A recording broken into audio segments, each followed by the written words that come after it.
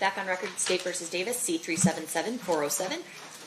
Looks like we have the jury lined up. Anything we need to address before we bring them in? Not from the state. Mr. Sam? Yeah, we do have one request of the court. I Okay. understand that the state will be putting on a witness that actually has a medical appointment back in California tomorrow. Okay. And so as a result, I would like to be able to do my cross after they present all of their direct evidence, which would include the recording that will be played with regards to an interview with Mr. Davis. But I'd like to do that at the end instead of in the middle like we did yesterday or the other day with Detective Miller. There were questions I wanted to ask Detective Miller that I just couldn't do after the recording had been played. And so I understand that this Detective Dupree, would be in California tomorrow for the appointment. I just would... So you understand that he's going to be back in California, but you still want to do it via Zoom? Sure, yeah, because I don't want to miss with this appointment on... So no objection to him doing it via Zoom, but you want the state to present all of the information that they're presenting through him, and then you do your cross? Yes. Okay. I think we can accommodate that, right, State? Well, I mean, there is approximately 5 hours worth of recordings with him. Once it's into evidence, our choice to play it, whether he's on the stand or not, is when we decide to play it. Okay. During the trial. I explained to Detective Dupree that I planned to do my direct and his cross-examination today because I knew that he had to be out of here. Okay. I don't think he'd be opposed to subject to recall with Mr. Sant if he wants to go by, and would come back on by Zoom, but I am opposed to the idea that they're going to control the way we present our evidence. We'll do direct, we'll do cross. If there's anything he wants to additionally have from Detective Dupree, I don't think that he would necessarily be opposed to getting on a Zoom in his case. All right. Do you guys want to talk to him real quick to see if he can be recalled? If there's something that needs to be done after everything's presented? Okay, I just want to make sure I'm clear. I heard the state basically say that they don't want me to dictate how they want to present the case. I'm perfectly fine with that. I'm just saying... You're not stipulating that they can play it outside.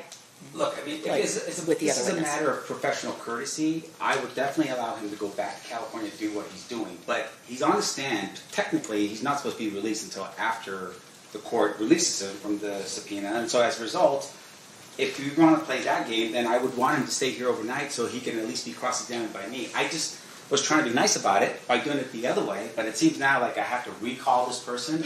I don't trust that he wouldn't disappear in the wind. I don't care if he's a detective. Like, in my opinion, I've got a problem with that. Well, yeah, but once a piece of evidence is admitted, it's our choice as to when to play it and how to play it. And so, like, I'm not getting dictated how we do that. If he's done with cross, if he's going to delay cross and keep him on the stand long enough, he's free to play it during this cross-examination if he wants to. Once a piece of evidence is admitted, it's admitted, right? And Right. so I'm going to lay if you're the going foundation. to have him verify it and then not play it until closings or something, that's your prerogative. Or I could just, on Friday decide we're going to play, because we have hours and hours and hours of audio to play, and just having somebody sitting on the stand for audio is not necessary. Okay. I can present it in any manner I want to. It doesn't require the witness to be here to listen to it. And once so it it's sounds like admitted. what Mr. Samt is saying is he has no objection to you doing your direct and then playing it without him being here, and then he would like to do his cross tomorrow. So I was just going to see if... I just don't think we'll be through it by tomorrow. I think it may be... because we have a witness coming tomorrow, so we may be breaking up 2008 and then later on playing 2009. So I don't know when that's going to happen in our presentation of the evidence. I understand that. Kind of the issue that we're having, because we're really juggling a lot of out-of-state witnesses because nobody was in Vegas when this crime occurred. So, Mr. Samt, what I'll do is after you listen to when the state is done with their direct, and they've admitted what they want to admit and they say that they're done, I'll turn to you and you can let me know if you want to cross-examine now or if you want to ultimately recall him on your own for your presentation. And if, well... There's a little bit of a regret with regards to Detective Miller, and I do understand there were some audio-visual problems with his connection, right, in terms of his... There were questions that I look back and listening to this video or this audio that I should have asked him that I didn't ask him. I do not want to fall into that same regret with regards to Detective Dupree. So I just know that there will be questions. Do you want me to ask then? I was just trying to get somebody to figure out if he would be available at a later time for recall. That's all I'm trying to do at this point, so that I can see what my options are. I'd be happy to go out and talk. I think he's in the back. So if you guys want to talk to him and see if he has a time afterwards, I understand your concern. I understand your point that we can just admit it and play it at closings, essentially. We don't, once something's admitted, you can play it whenever you want. That is true. You also may have questions that get formulated after the item is presented. So let's see if there's a possibility for him to be recalled at all at any point. I have no problem with doing that. Okay.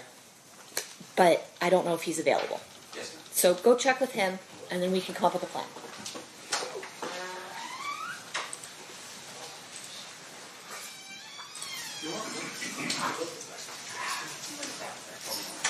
Sure.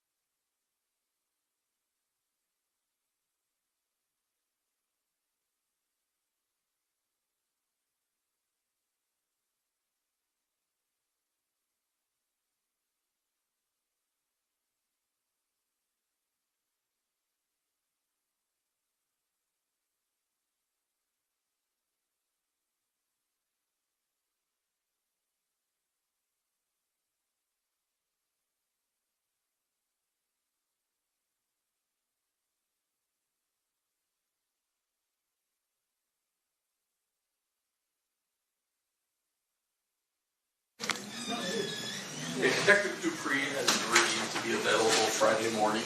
Okay. If Mr. Sant has any additional questions by way of Zoom, we figure by then we'll be through the two statements. I appreciate it. Thank you, guys. All right, perfect. So looks like that's been resolved. Anything else we need to address outside the presence? Not from the state. All right, let's bring the jury in. Captain Jury. This is a different issue.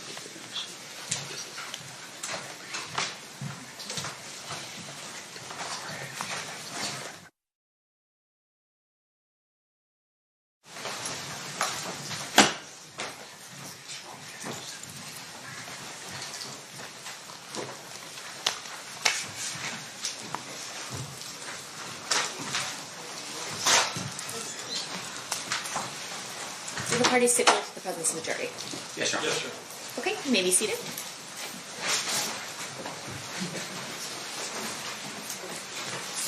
Welcome back, ladies and gentlemen. Thanks for accommodating me as we started a little bit later. I appreciate your time. At this time, we are still in the state's case in chief. Who's your next witness, Mr. Wade Lee. Judge? Okay.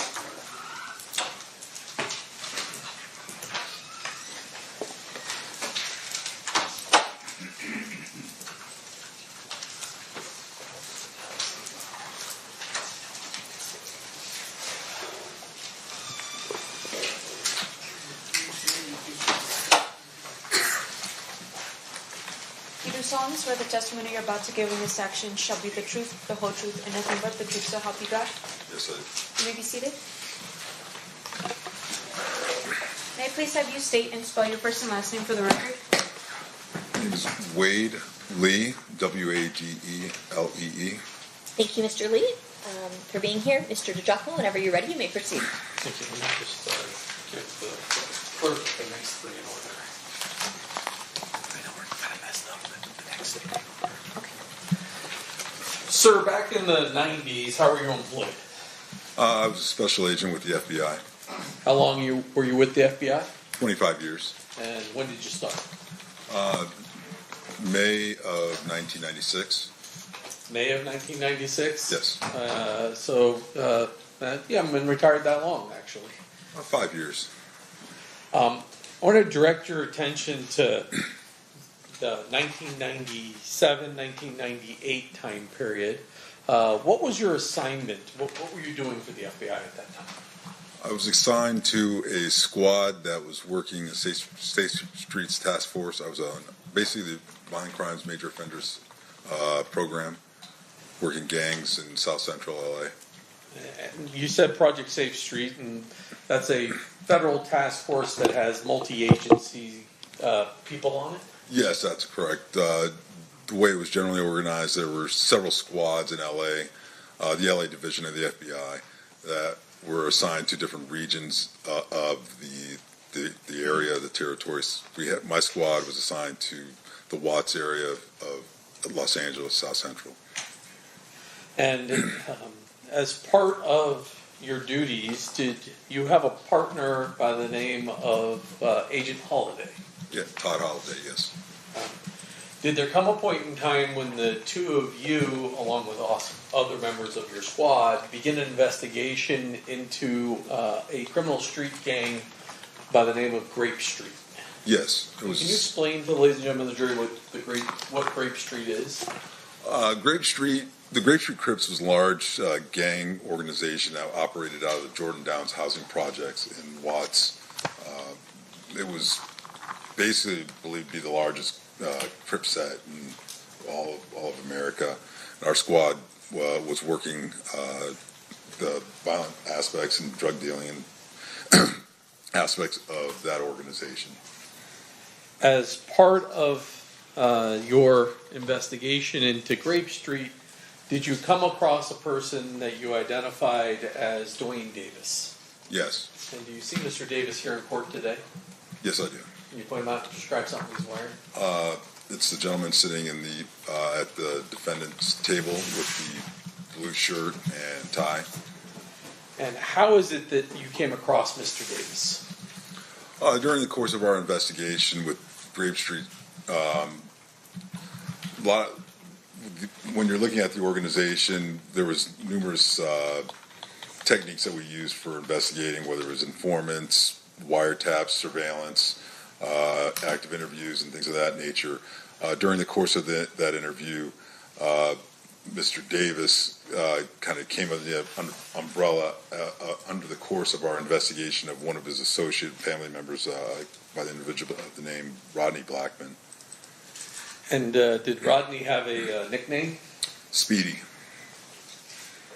During the time period that you're doing this investigation, well, let me ask you this. As part of Project Safe Streets, as well as being assigned to the Watts area, were you aware of the various gang sets and their location? Yeah, I mean, while our squad was working that investigation on Grape Street, you always would have crossover in other areas. For example, in Watts, there were 3 main housing project areas. Each of them you had fairly prominent gang organizations, as well as gangs that came up from the Compton area and other parts of South Central Los Angeles. So there was usually crossover, whether it's from drug activity or other sort of gang violence, things like that. And you mentioned one of them, the Jordan Downs. Yes.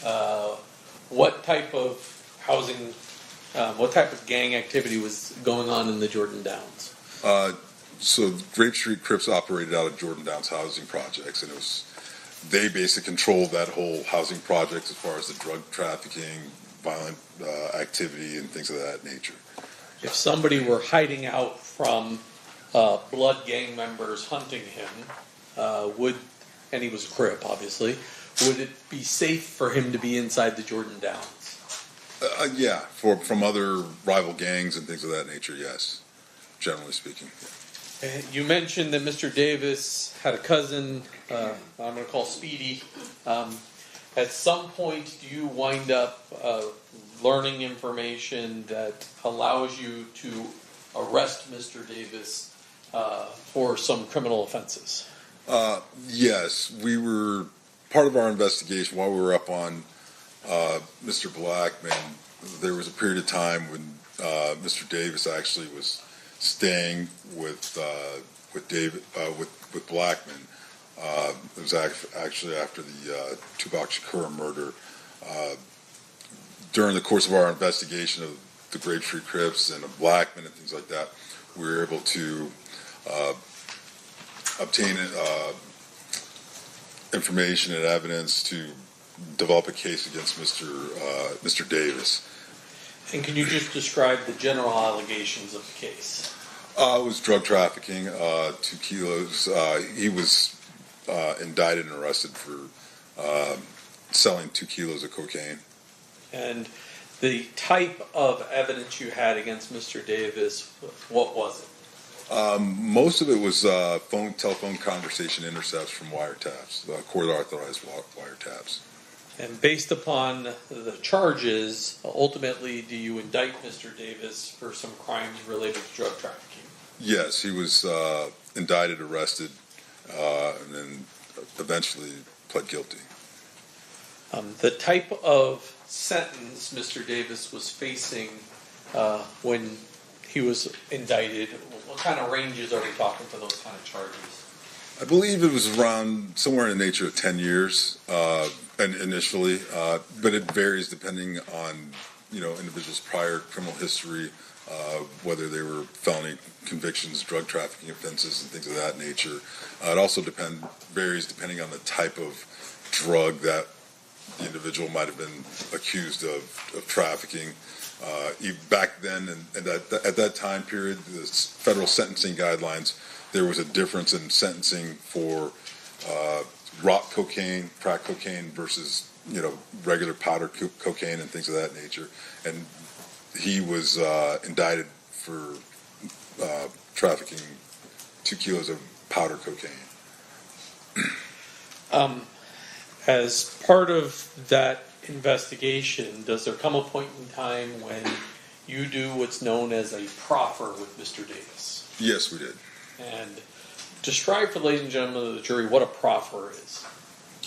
So a proffer interview session would be, it's usually considered, it's a fairly common practice, particularly in the federal criminal justice system, where we have an individual who's been indicted and arrested, and it sort of is the beginning of a negotiation for a plea agreement, if you will. What we do is the U.S. Attorney's Office, the defendant's attorney, they all agree that conducting an interview with the FBI. The terms of that agreement are such that the defendant has to be open and candor, tell the truth regarding the questions that we ask him. In return, the FBI, Department of Justice, will not use what the defendant says in that proffer session against him in this case in chief that we have him charged with. There's a couple little caveats. One being that if during trial the defendant goes on to make statements that contradict what he said in that proffer session, at that point it violates it, and we can use his statements against him. Those are generally in nature. And then we agree to keep the nature of the interview confidential. Your Honor, may we approach? Yeah.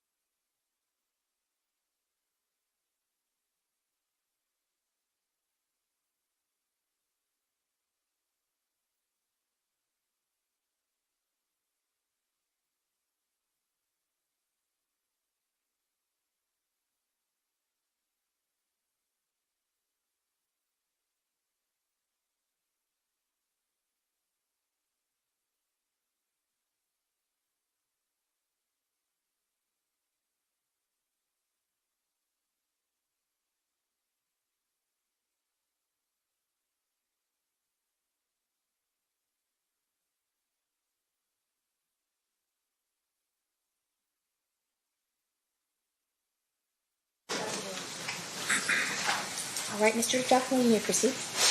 When you had your 1998 proffer with Mr. Davis, well, first of all, were you by yourself, or were there?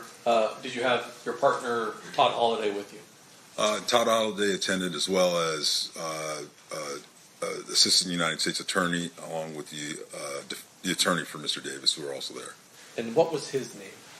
If I refer to by. Well, notes. I have what's marked as State's Proposed Exhibit 46. I know you got a copy Okay. there. That's fine. How about we use the one that I have Sure. marked, and then I'll take these Great. back from you. Would reviewing those notes refresh your recollection as to the name of his attorney?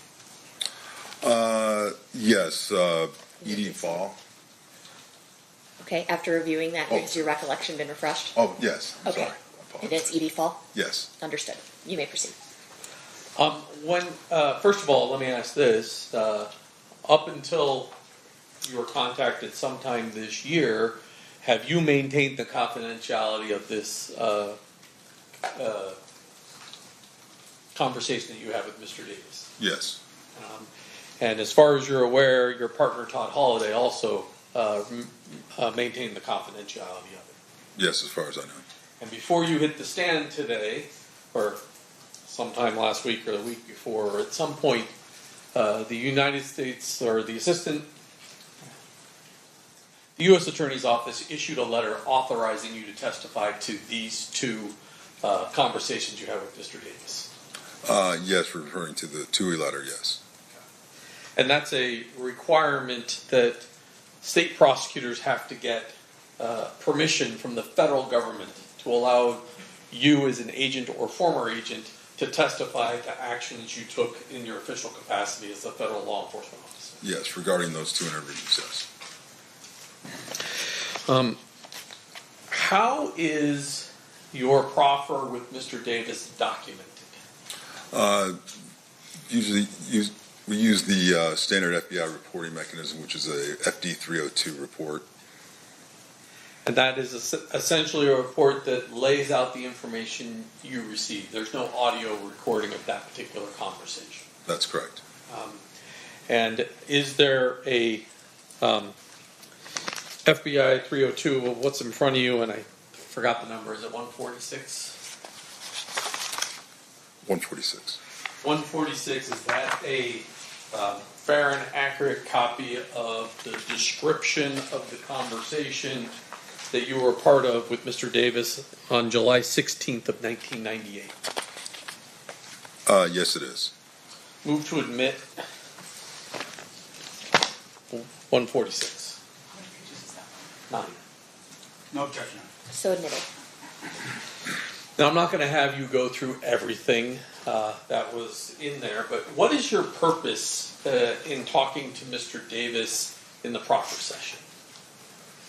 Well, the purpose is to glean as much information as we can regarding what he knew or knew at the time regarding gang, drug, violent activity going on within the Watts and Compton areas. Were you investigating directly, at least, the Tupac Shakur murder? Not directly, like it wasn't, we weren't assigned, we were working our normal gang activity investigations. However, it was known to us that he was a person of interest, Mr. Davis was a person of interest regarding that homicide. And so during this proffer session, you asked him questions about that as well. Yes, we did. I'm going to go through 146 in front of you, and actually I can roll it up here on the screen for you.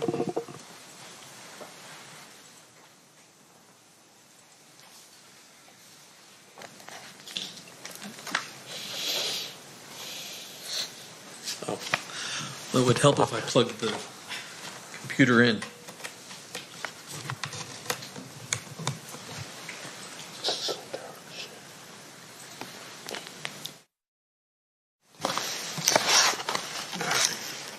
So that's what the front page of this 302 says.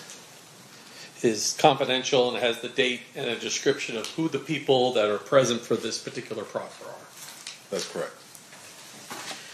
the very first part of the interview, and let's close that.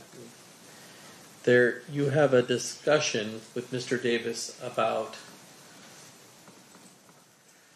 an individual called Zip. Tell us what he tells you about this individual Zip initially. Initially, that Zip was an individual from New York who was a pimp who controlled girls, numerous girls, sold marijuana.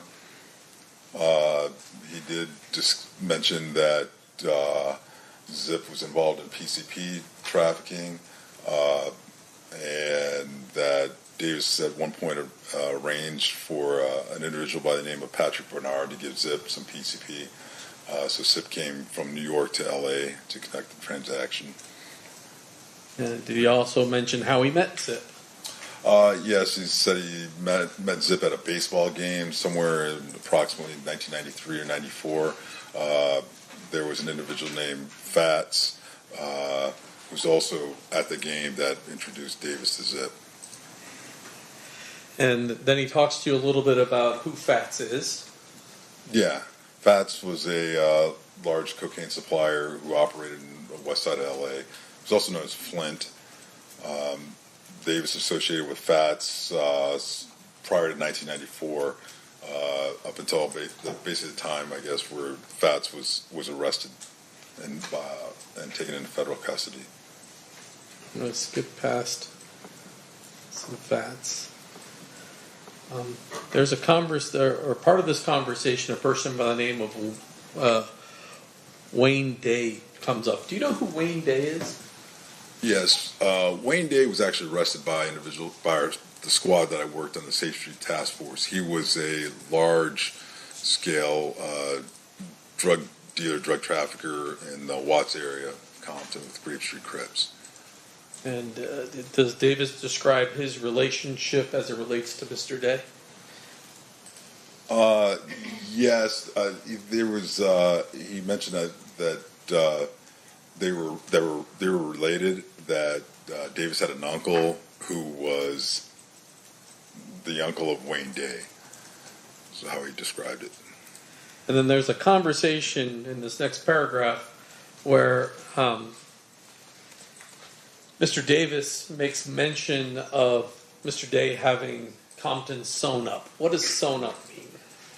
Well, in terms of having control of all the drug trafficking in that specific area, and actually, there was agents mentioned to him that Wayne Day had Compton sewn up, and Mr.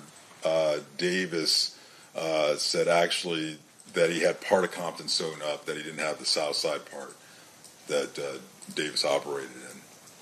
And then does he tell you what his role is in the south side part of Compton as it relates to drug trafficking? When you say he, you're referring to Mr. Davis, sorry. That Mr. Davis had that side of Compton handled as far as the drugs. And did he talk to you about who handled the north side of Compton? Yes, he did. It was an individual who was a former Compton PD officer by the name of Reggie Wright Jr. Right. I'm going to drop down a little bit here to the part where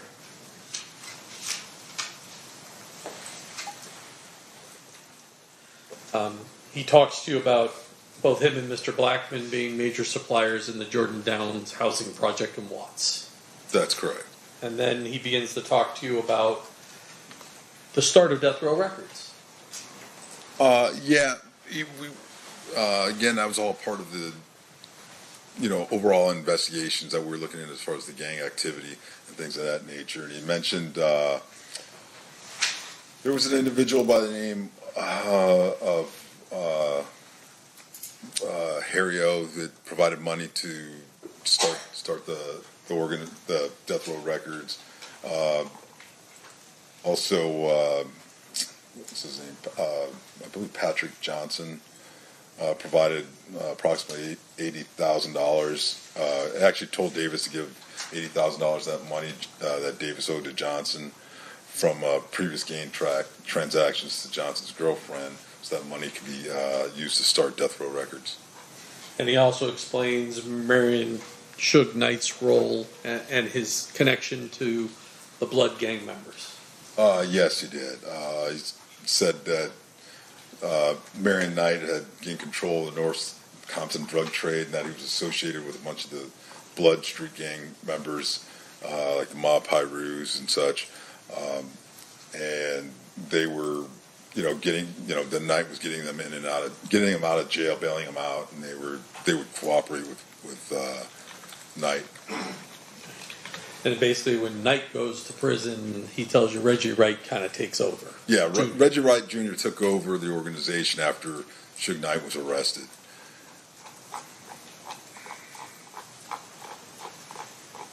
You already mentioned Harry O.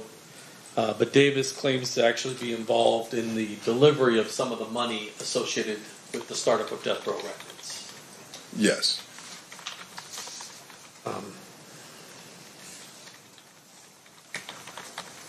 Jump down. I'm going to start. You see at the top there. You ask him about his prior relationship with Mr. Knight prior to the murder of Tupac Shakur. You see that paragraph there?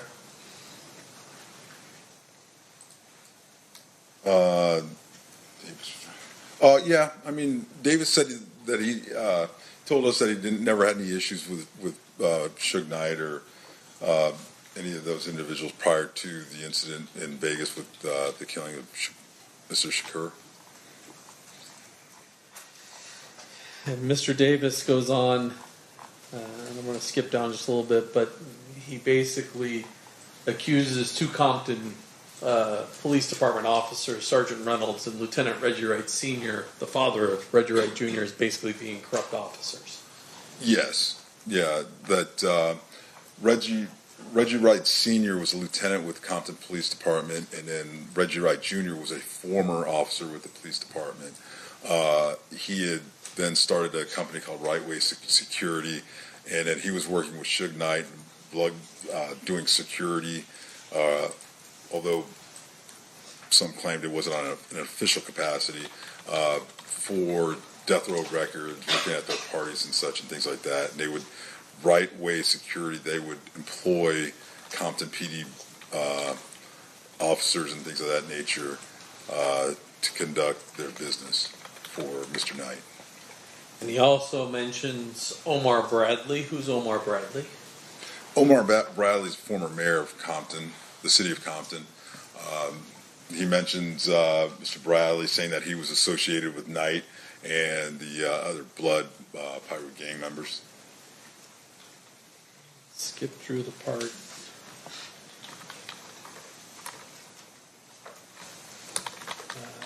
Top of page 4, he provides information, or at least asserts that Reggie Wright Jr. is distributing drugs out of a particular location, and even names some people that are helping with that. Yes, he stated that Reggie Wright Jr.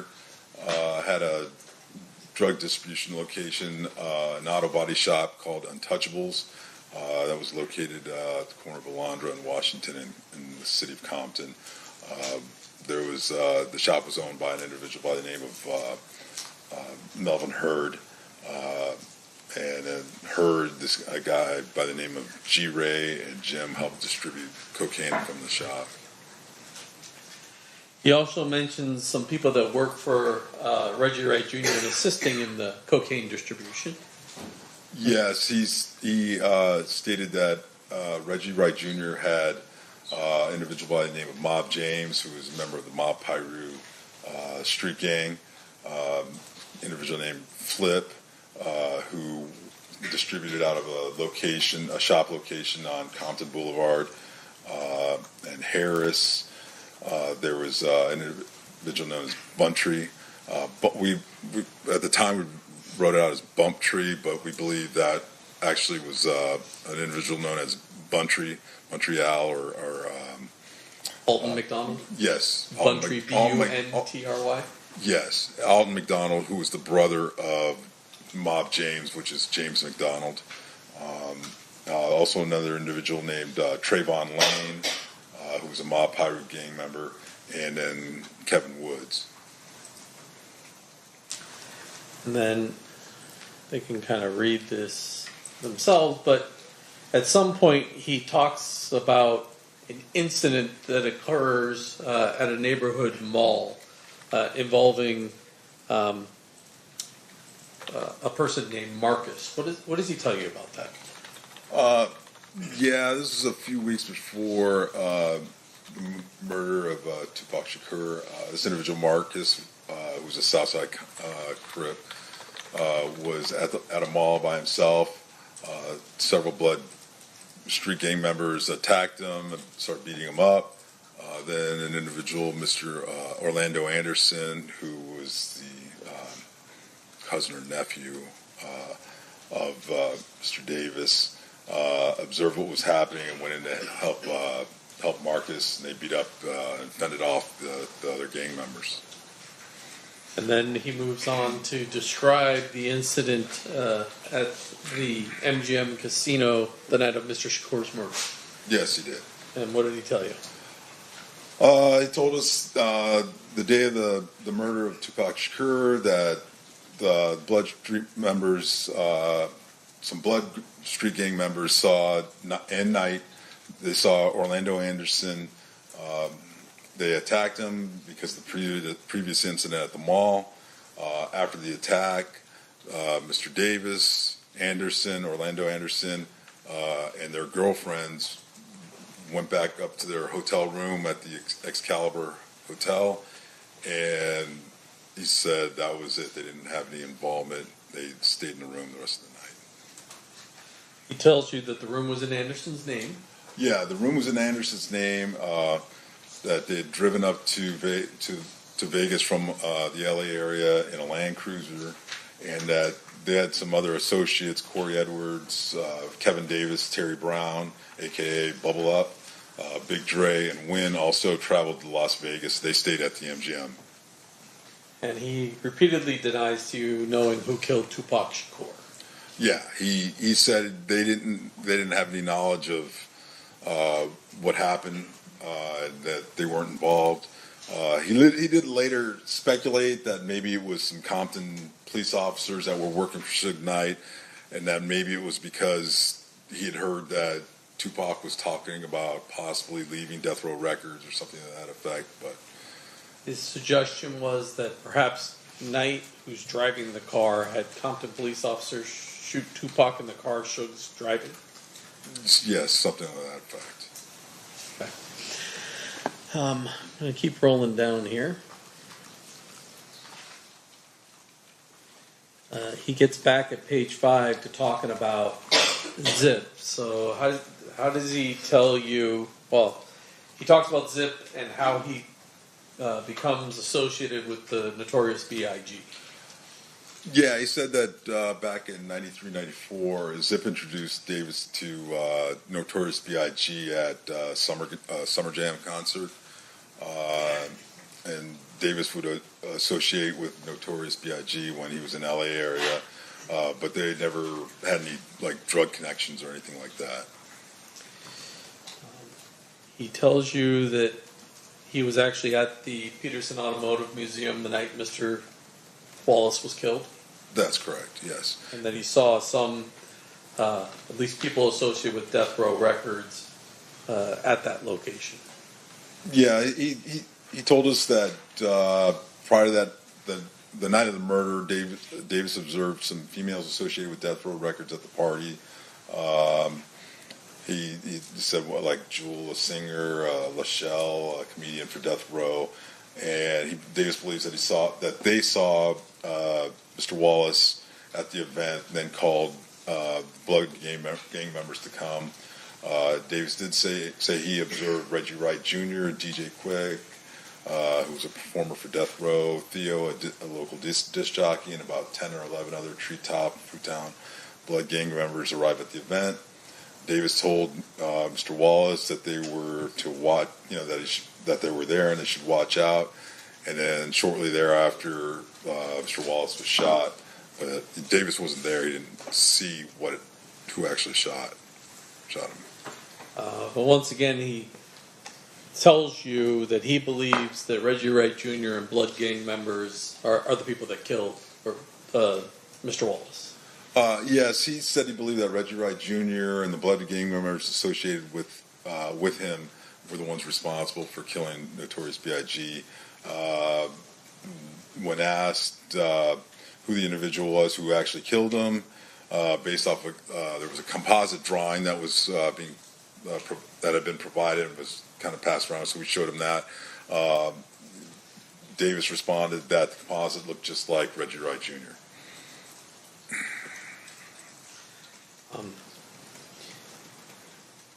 Do you remember the day that you arrested Mr. Davis on the indictment? Yes. What day was that? I believe it was May 28th, 1998. Was it the day before the Orlando Anderson's killed in his own shootout Yes. in California? Yes. And Mr. Davis talks to you a little bit about that without going into the specifics, but he talks to you a little bit about how Mr. Anderson wound up dying. Yes, he did.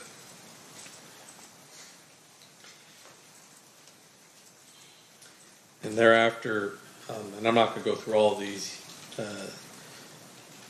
he initially denies distribution out of state, but eventually talks to you about a lot of different locations engaged in distributing cocaine.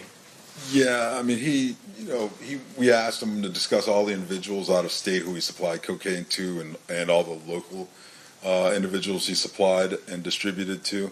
He initially said that he hadn't distributed out of state to anyone or knew of anyone who did it within the last 3 years, but then he went through and we started asking about specific individuals, and he would provide more details and information about who he had supplied and what he had supplied and sort of the details.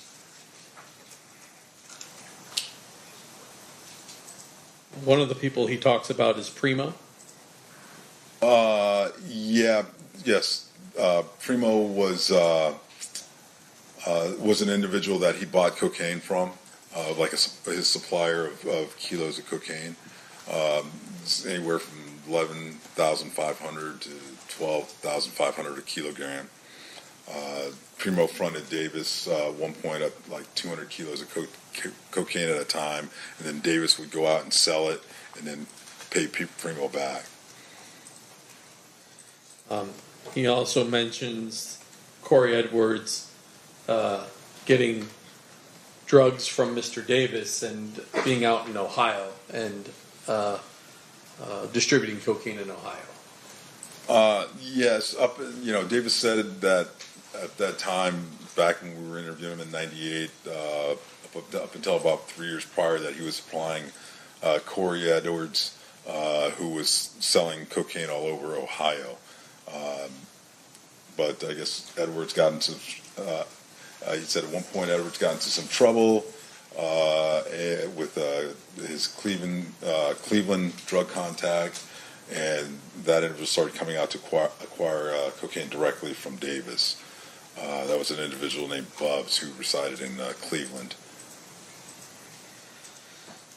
Eventually, he describes how Primo goes back to Colombia and he gets a new supplier by the name of Samuel Lopez.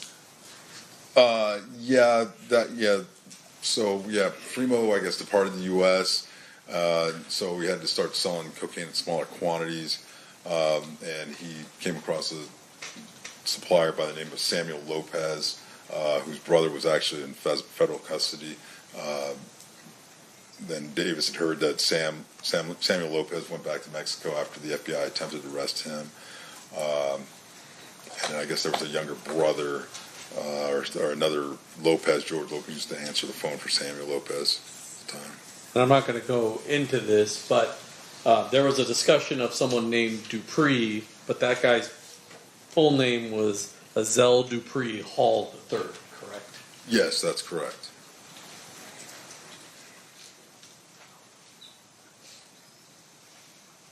He talks specifically about the phone calls that you were playing for him, that you had captured him on the wire. That's correct.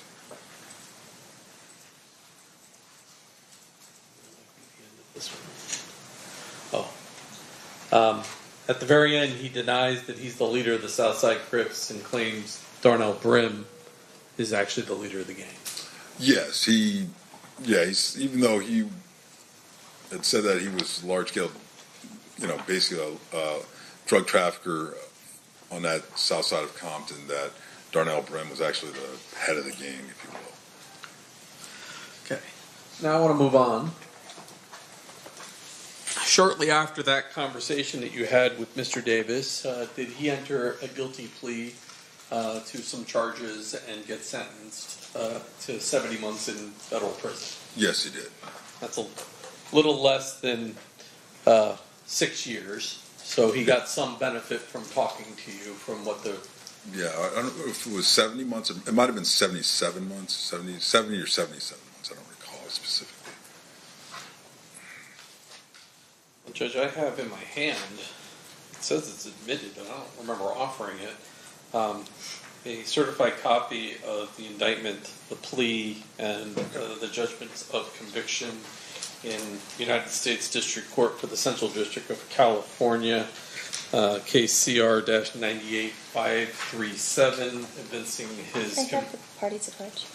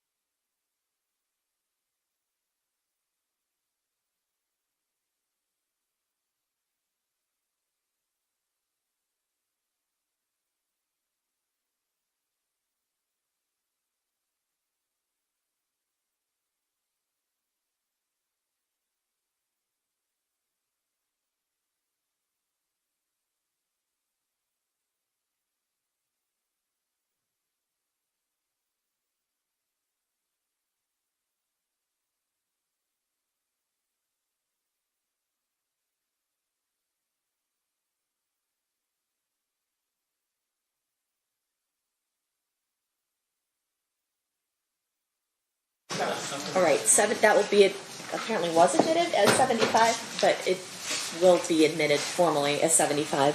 Additionally, ladies and gentlemen, you have heard and will continue to hear testimony regarding drug trafficking, conspiracy, gang affiliation, as well as a federal conviction of Mr. Davis's. These are not offered to show that Mr. Davis has a propensity to commit crimes.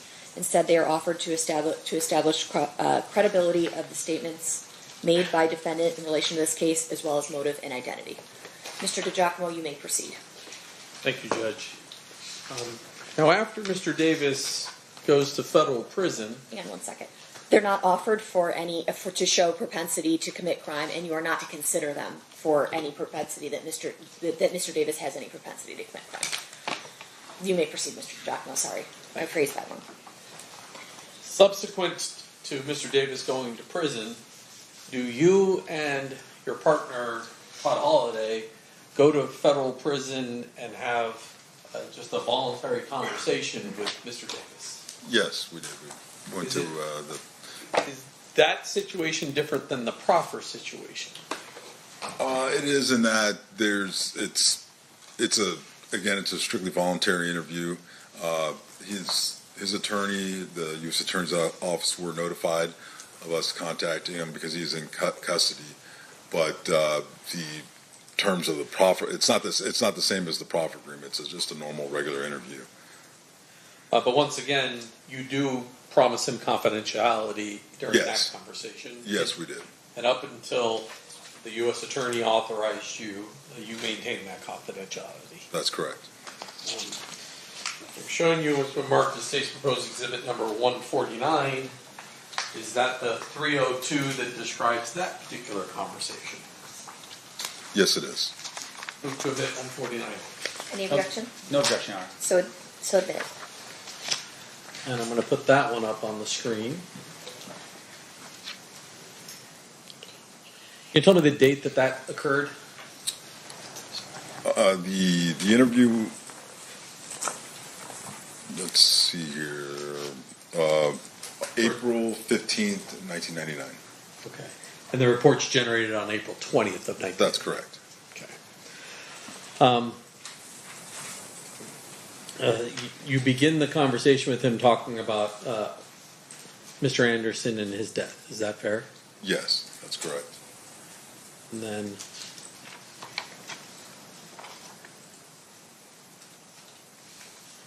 Mr. Davis tells you he's not aware of any motive for why blood gang members or individuals associated with death row records would have wanted to kill Anderson. That's correct.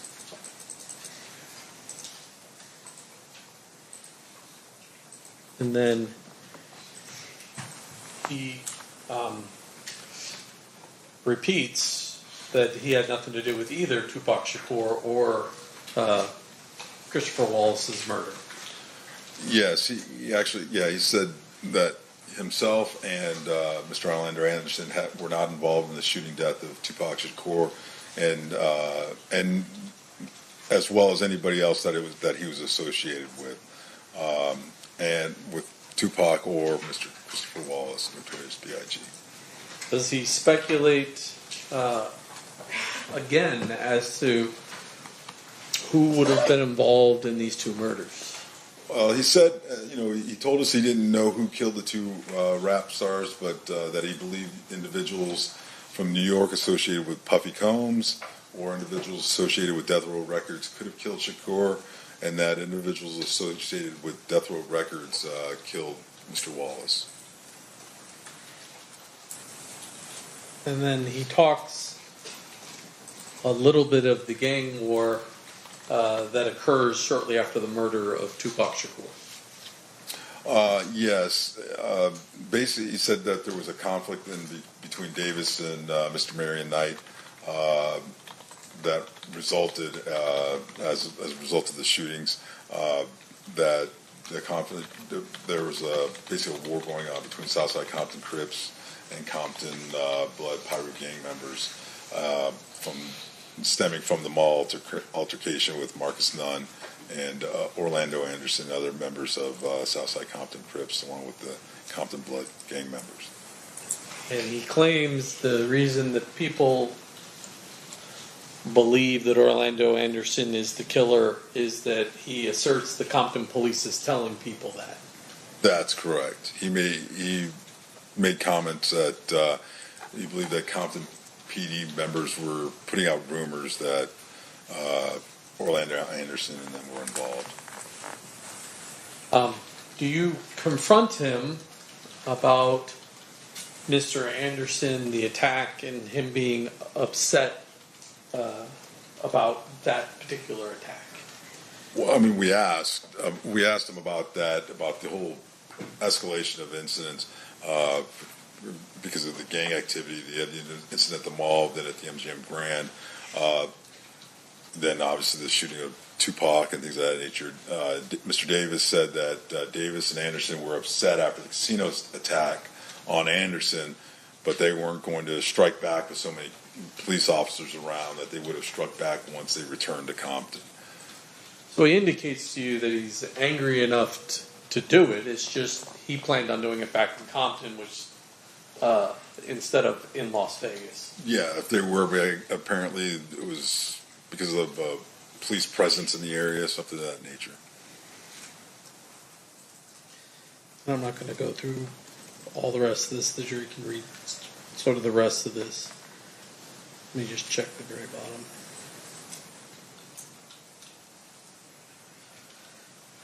Well, thank you, Agent. That completes my questions. Okay. Mr. Samp, cross-examination. Thank you, Honor.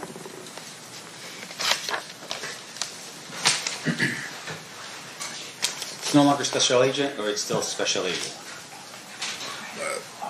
Either way is fine. All right.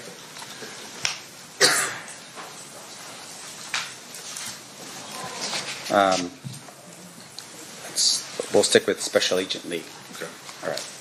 Now, sir, fair to say, working for the FBI would have been something of an honor, I would imagine, working for Yes, an organization like that. Yes. Fair to say, of course, that working for the FBI, I would imagine that other people would consider that to be the creme de la creme of investigation throughout our entire country. Yeah, some people would consider that, yes. You put on seminars for law enforcement agencies throughout the country to help them with their investigative efforts, to help them become better police officers and detectives, fair? You're talking about me specifically? No. Well, you as the FBI. Oh, okay, yes, yes. And with regard to that, have you ever gone to Compton Police Department to learn how they do their investigative techniques, make yourself or your agency a better agency, or yourself as a better special agent? I'm sorry, could you repeat? Have you ever gone to Compton Police Department to see how they do their investigations to become a better agent yourself? No, I did not. All right. And once again, with regards to what you do as the FBI, you're very specific in your task, right? Your task is whenever there's a violation of federal law, for instance, you're the agency that would be tasked. I'm sorry. That's right. Yeah. With regards to federal law, if there's a violation of federal law, you're the agency that typically would be tasked for the investigation, right? Correct. Now, we talk a little bit about the 302s in this case. And a 302, just for the jury's edification, when you say it's a sort of a means, it's really just a piece of paper and a pen, right? It's a report. Right. And so you are writing out what your impressions or recollection was of a specific event or time, right? Correct. So if you're sitting in a room and we're having a conversation, you would note in your report who's in the room and what your impressions were of what was said and who said what, right? Correct. Now, of course, juries here would be curious. You know, we have recorders now, back in 1996, 1998 in this case. Mm-hmm. Recorders were available to the FBI, but of course that's not how you do your job.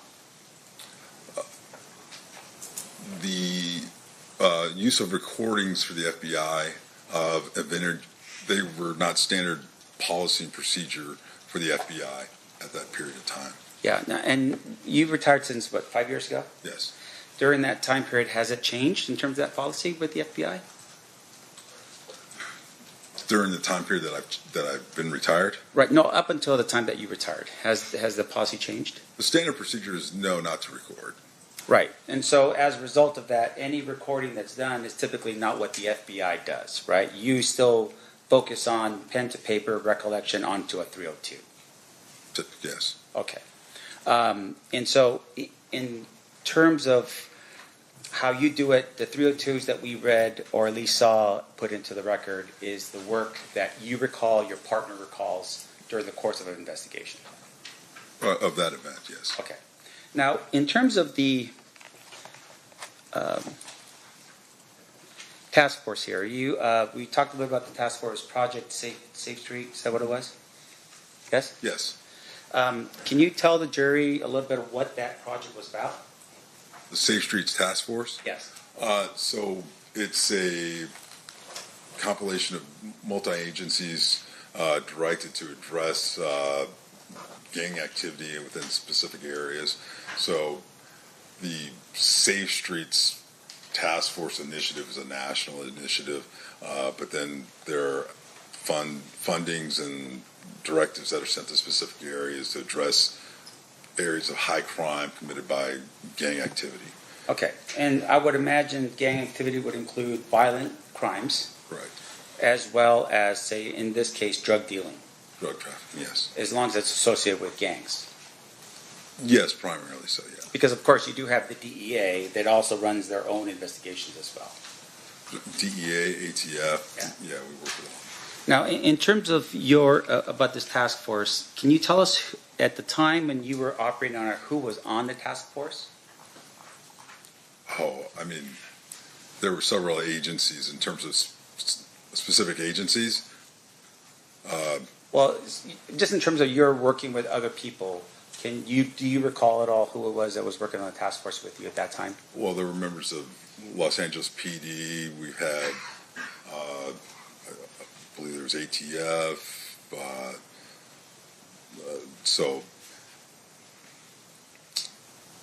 So there was multiple aspects of the task force. So different squads had different elements working depending on what cities they were in. So we would have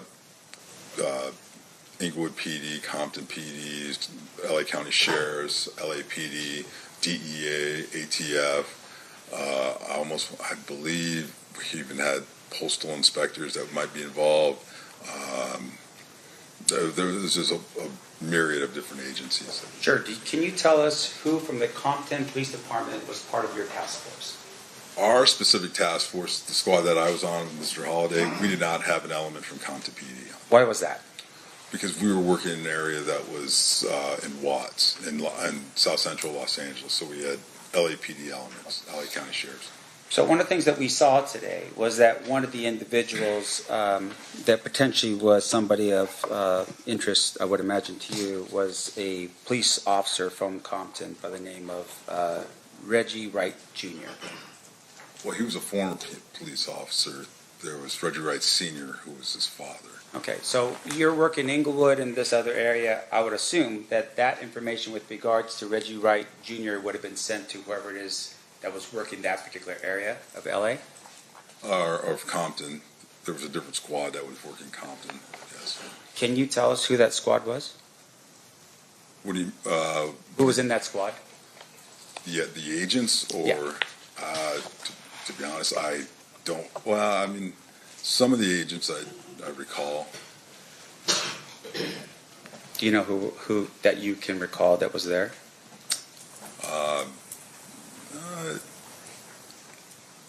At that specific time, I'm not there was an agent, Elliott. Michael Elliott? Yeah, he worked down there, yes.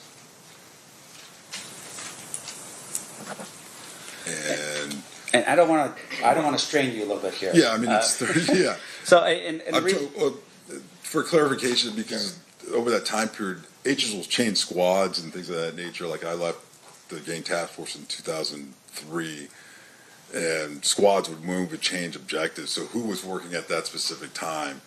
There may have been somebody at one period and then it changed or whatever over the course of time. and would it be fair to say, of course, that something like this, if you really need this information, you would refer to a 302, to refresh your recollection if you had Yes.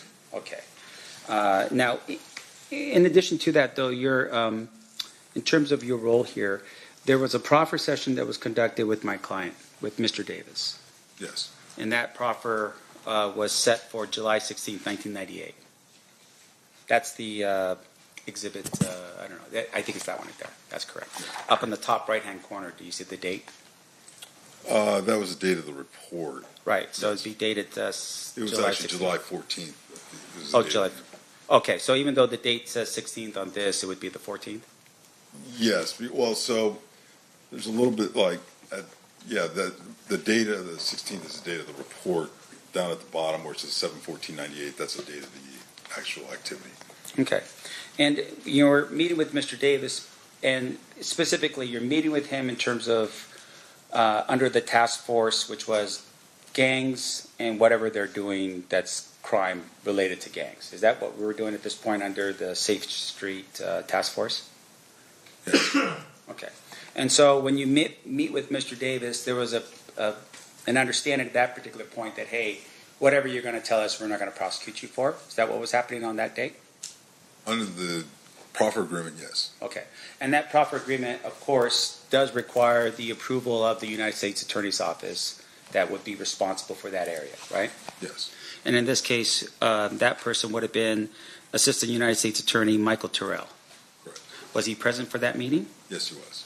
Okay, so it's you, your partner, another FBI agent, as well as Special Agent Michael Terrell. Assistant United States Attorney Michael. I'm sorry, Assistant United States Attorney Michael Terrell. And in that meeting, there was an understanding between Mr. Davis and his attorney that whatever was going to be said was not going to be used against them. Unless he came out and testified and said something that was contradictory to what he said in the proffer agreement, yes. Sure. Now, once again, we're talking about the federal government here, right? So was there an actual proffer that was signed by the parties indicating the understanding that you're telling us right now in terms of what was the terms of the agreement?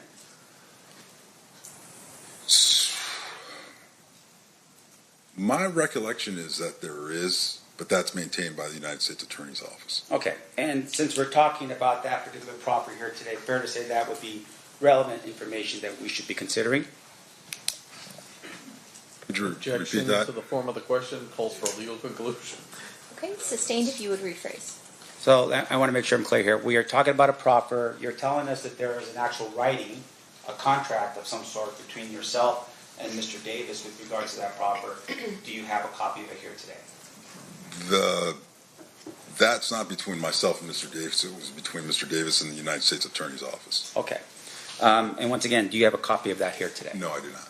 Now, in terms of your understanding of this agreement, Mr. Davis gives an agreement, and in the agreement, I'm assuming, the idea behind it is that he has to give you truthful information, right? Correct. And if there's no truthful information, then he's exposing himself to a potential crime in which he's now freely admitted to it, right? I'm not sure I understand the question that So- you're asking. Here, I don't want to break it down for myself because maybe I don't understand. So a proffer agreement promises the person that you're interviewing that we're not going to prosecute you for what you're telling us. Right. If the person's lying and you catch them lying, then technically the proffer doesn't count anymore because they violated their terms of the agreement. Is that how that goes? If they lied during the agreement During the or proffer? during the proffer session. Right. So that doesn't necessarily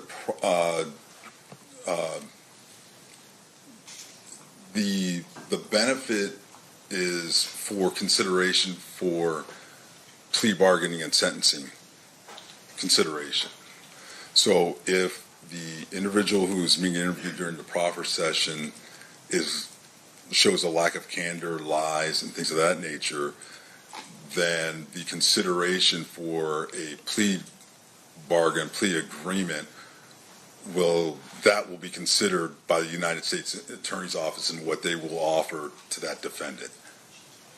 As far as using it against them, it's still the proffer agreement terms as far as using that information against them in that case in chief on that charge, we would still not use it.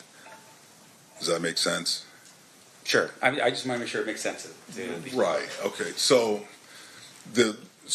one of the things about the proffer agreement is it's, as I said earlier, was to set up it's the beginning of a sort of plea negotiation period.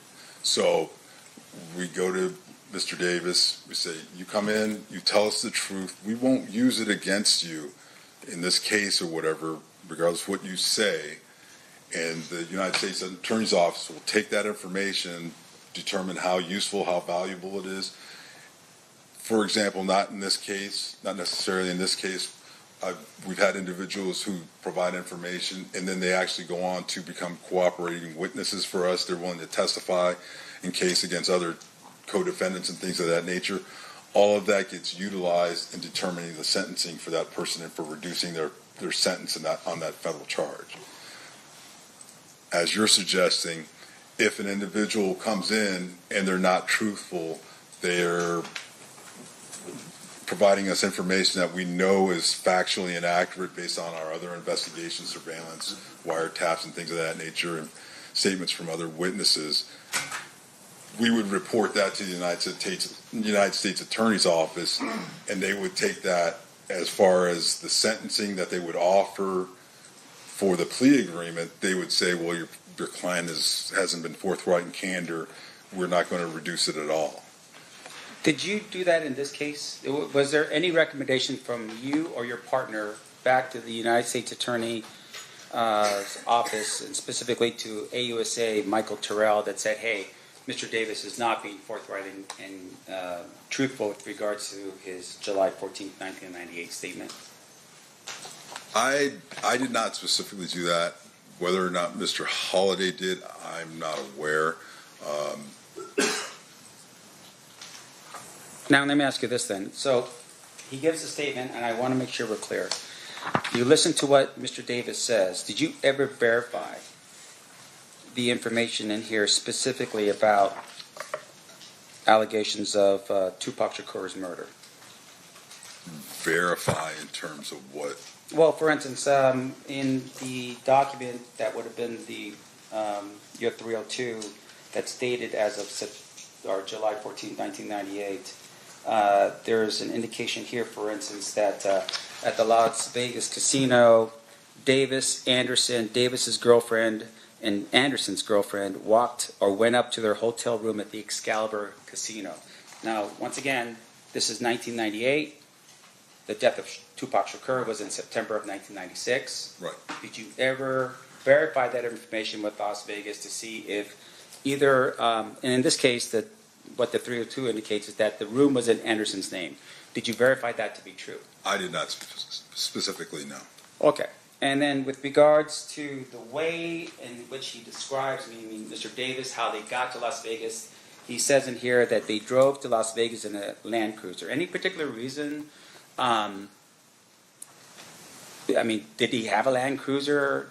Was there any verification of that information? I did not verify that. No. Now, in addition to that, he had indicated that Corey Edwards, Kevin Davis, Terry Brown, and Big Dre, or AKA Big Dre and Wynn had also traveled to Las Vegas. Did you ever verify if any of those individuals went to Las Vegas? No, I did not. And whether or not they stayed at the MGM Casino?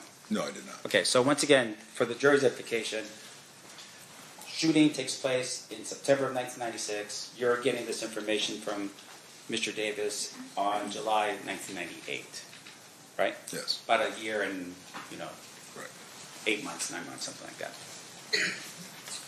Now, in addition to that, he had made mention, at least with that first interview, that he believed that Compton police officers had been the ones to have committed that particular act, the crime in Las Vegas, in terms of the shooting of Tupac Shakur.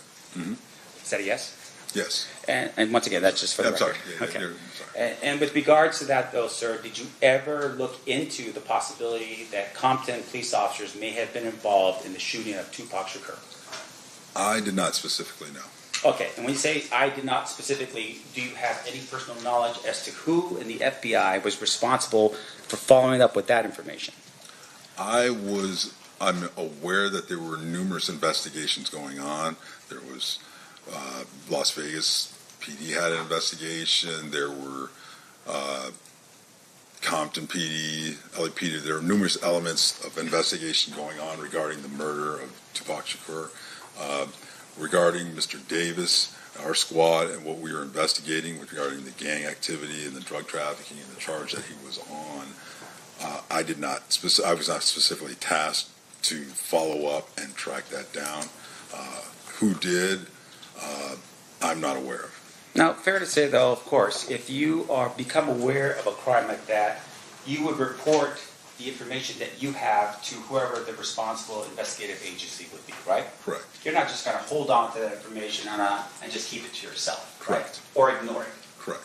So in this case, for instance, you share with us that there were wiretaps that were being done of Mr. Davis's phone during the time period that you were investigating. Do you recall that line of questioning? Yes. Now, a wiretap is not the same as a pen register, right? Correct. And just for the ladies and gentlemen of the jury, pen register is just numbers that you just that you keep recording in terms of what number is calling out, what number is being received. Correct. And then an actual wiretap is when you listen to phone calls where people are talking on the phone without you telling them that you're doing so, right? Correct. So with regards to the information that you received and the phone calls that you had, were there any phone calls at all in which this guy over here, Mr. Davis, somehow admitted or said anything along the lines of that he was either involved in the murder of Tupac Shakur or that he was even in Las Vegas on the day it happened?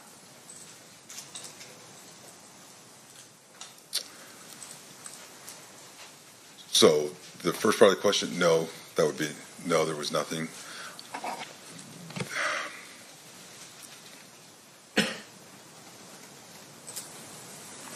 Regarding the second part, being in Las Vegas, I believe my recollection is that there was conversation about being in Vegas and coming back to Vegas after the incident, the incident being the murder of Tupac Shakur, but that was it.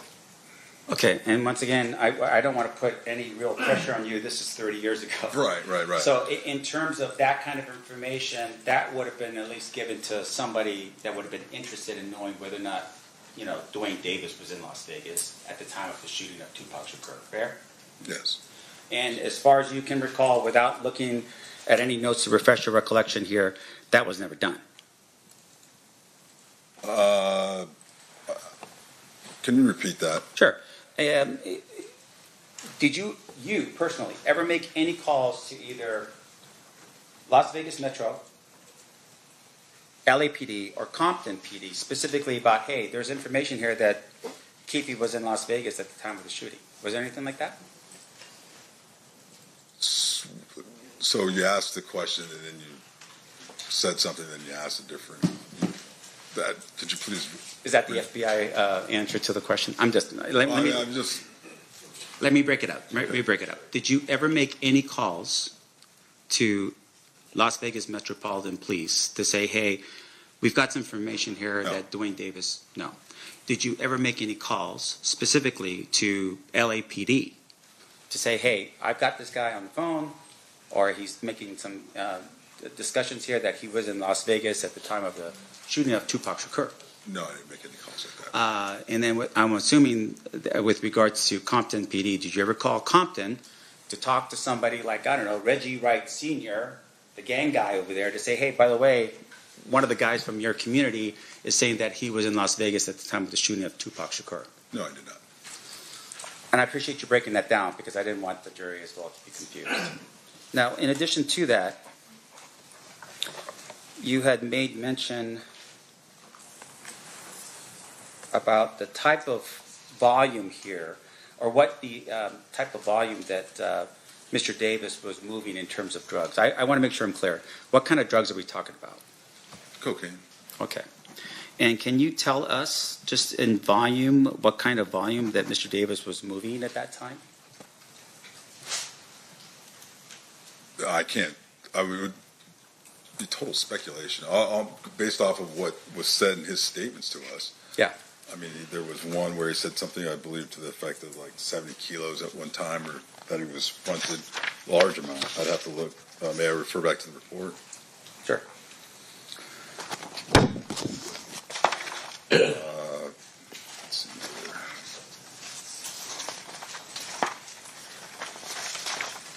I know there's one for 60 kilos. I'm just want to make sure the jury understands.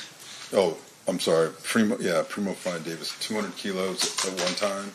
Okay. So fairly large scale. Did you ever prove? Was that ever proven to be true? that he received that quantity of cocaine at that time? Yeah, sure. I mean, confidential informants show up on scene, undercover police officers are there. No, sir. Anything like that. No. So it's literally what he's just telling you, right? In your 302 for this Yes. particular time. But no verification whether or not that was true or not. Regarding that specific transaction, no. Sure. Or let me make sure I'm clear here. That specific transaction of 200 kilos is what we're talking about. Yes. Okay. Did you ever see or have any understanding of whether he was moving 300 kilos of cocaine every month as a drug dealer? Did you ever get any information indicating that he was moving 300 kilograms of cocaine every month? I did not have that kind of specific information, though.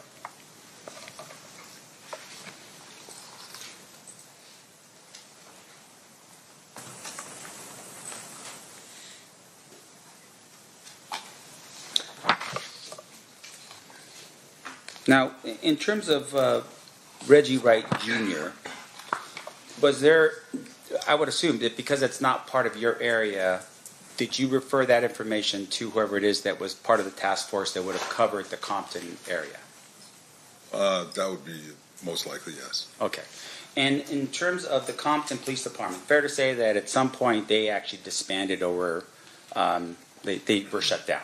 Yes, that's accurate. And that would have been at what year, I roughly? don't remember specifically. It was somewhere in the late 90s, I believe, or early 2000 period. Okay. And why did they get disbanded? I don't know these specifics. I know there was numerous allegations of corruption and such and things like that in the department. Organizational, structural problem deficiencies. Okay. Your Honor, may I have a brief moment? Yeah.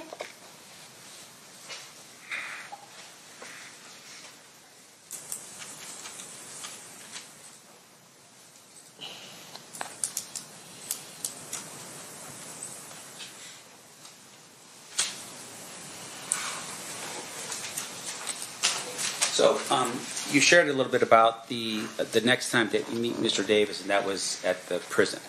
Correct. And it's you and your partner still, Special Agent Holiday? Yes. And you go to that meeting, and he's sitting down and having a conversation with you, right? Mr. Davis, yes. Yeah.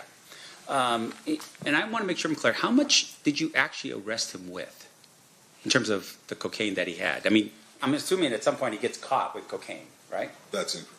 No. Okay, so what happens? So, are you specific the specific case that we had him charged with Yes. and arrested? Actually, no, he was not caught with any actual cocaine. We intercepted conversations between him and another individual where they discussed a transaction before, the price, quantity, and then there were discussions after the delivery, and then there was even discussion. What kind of prompted more of the discussion? There was the two individuals had Mr. Davis and the other individual had a discrepancy over the quantity, the actual volume of the amount of cocaine. Okay. And outside of that, nothing to your recollection that was more specific about anything to do with the cocaine. Like he never actually got caught with it. He was just having conversations about it. Yes, that's correct. Now, in addition to that, when you're part of the task force, you are looking for potential issues with regards to violence. Is that correct? Yes. And in this particular case, had you ever come across any information in your wiretaps or anything like that of Mr. Davis putting out a hit on someone or green lighting some type of violent act to be caused against somebody? No. No. And that would have been part of it would have been maybe an enhancement under the sentencing guidelines in terms of if you're looking at increasing his amount of time, is that, hey, he's also doing something in furtherance of, his self. Violent activity and things of that nature we would definitely be looking for, yes. Right. And in this particular case, you don't have any proof of that at all. No facts to that. Of him being violent? Yeah. That's correct. Now, there's a discussion here that Darnell Brin was identified as potentially the leader of the Southside Crips. You recall that? It should be Yes. at the end of the second 302 that you have. Yes. Now, in terms of that, did you ever verify that information as to whether or not Mr. Davis was lying or not about that? No, I did not personally verify that. No. And so as of this particular moment, as you're sitting here right now, do you have any facts at all that establishes that Mr. Davis was a shot caller or the leader of the Southside Crips? Could you repeat that the way you phrased Meaning, it? do you have any facts? Do you have something that says he said out on the phone, you know, I don't know what they do. They attended a meeting. I mean, you know, it's like. No, I mean, with these gang organizations, there's not like membership cards and things of that nature. It's not like you know, they've got a organized org chart of who is the president, vice president, and this and that nature for the most part. A lot of times it is just word on the street, who runs this area, who's in charge. And it was the way we assessed that Mr. Davis was one of the leaders of the Southside Compton Crips was the totality of information we'd received from numerous informants, witness statements, and things of that nature, And wiretaps and things like that. I'm sorry to interrupt. Go ahead. You done? Yeah. Yeah, and I would imagine that because Mr. Davis was a drug dealer, that you know the money that he was bringing in was probably the reason why he was considered to be a leader in the Southside Crips.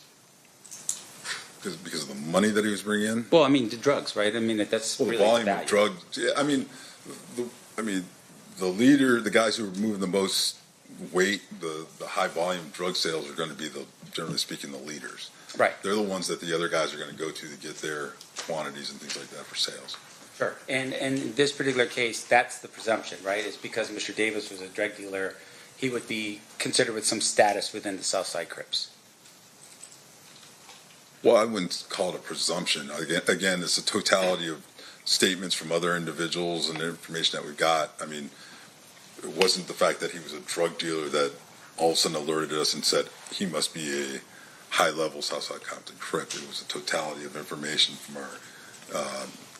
our investigation. Sure.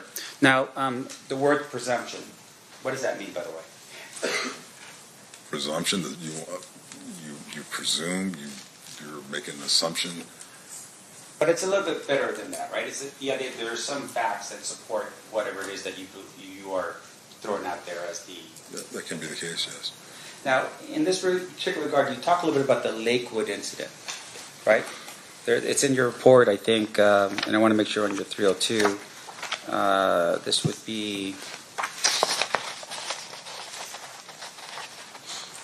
And, sir, if you run across it before I do, this would be page 4 of your 302, the date 7/14/98. Do you see where I'm at? It would be maybe the third, the 1, 2, 3, 4th paragraph down.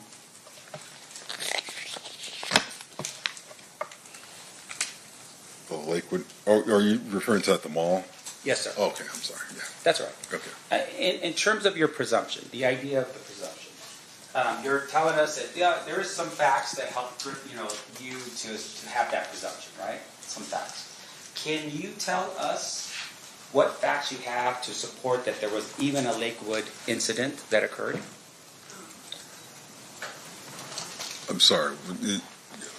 You're asking what facts? Sure. We have several witness statements. Okay, so you have several witness statements. You are aware that there's allegedly, and according to what you write yourself, this was a couple weeks before the murder of Tupac Shakur. Marcus, who lived at the Southside Crip neighborhood, was in a mall by himself. A number of Blood Street gang members attacked Marcus and began beating him. Orlando Anderson and then others approached the situation, observed what was happening, then went to the aid of Marcus. They beat up the Blood gang members. That's what you wrote in your 302, right? That's for true now. Yeah.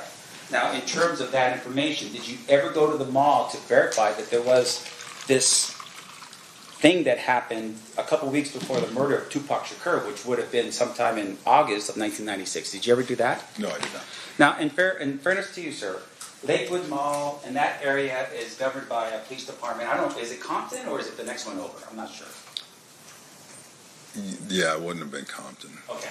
So whoever's the next one, did you ever at any point reach out to that police department to say, hey, Can you get us the information on this so we can verify it before we put it into our 302 that the, a couple of weeks before the murder of Tupac Shakur, there was a beating that took place? Did you ever do that?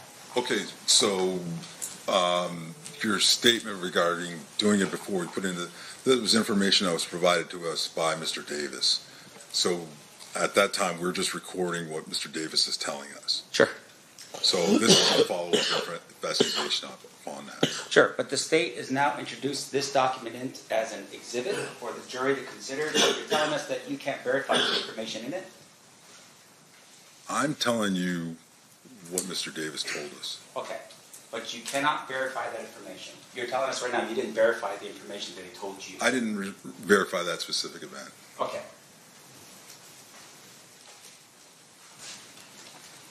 Do you know if your partner did? I'm not sure. If you're referring to Mr. Holliday? Yes, sir. Yeah, I'm not sure. I don't want to speculate yes or no. No, and I appreciate you doing that. I don't want you to do that either. Okay. Now, Mr. Davis is in prison during this time. At some point in the future, you had mentioned that he was in there April 20th, 1999, something like that? During the second interview, yes. Right. Now, did you at any point ever look at his, while he was in there, how he was doing, anything like that? Any write-ups he might have had while he was in there, anything like that? From the penitentiary? Yeah. No, I did not.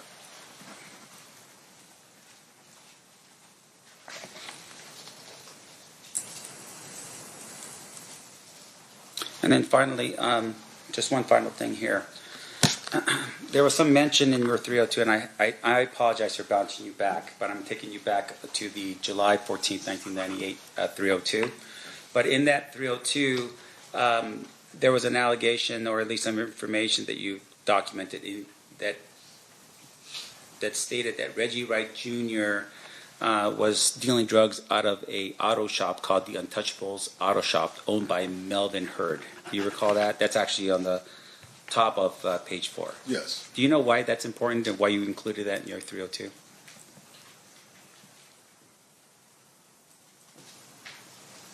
Well, activity regarding Reggie Wright Jr., Reggie Wright Sr., these individuals incompetent, things like that would have been important. They would have been documented. Mr. Davis provided us that information. So again, this is also information that would be utilized for for consideration by the U.S. Attorney's Office and things Right. like that. So all of the information is important. I have no further questions, Your Honor. Thank you, sir. Okay. I appreciate it.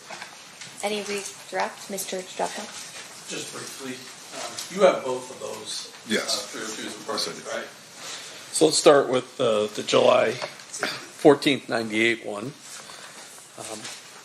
It specifically says in the first paragraph, also, it was understood that the information provided by Davis during the interview would not be used by the FBI in a way which would disclose to individuals outside the FBI that the information came from Davis. Correct. So, other FBI personnel may have learned about this, but certainly you wouldn't be calling Las Vegas Metropolitan Police Department and telling them, hey, guess what Duane Davis just told me? That's correct. Yeah, there's a confidentiality portion of the proffer agreement that this is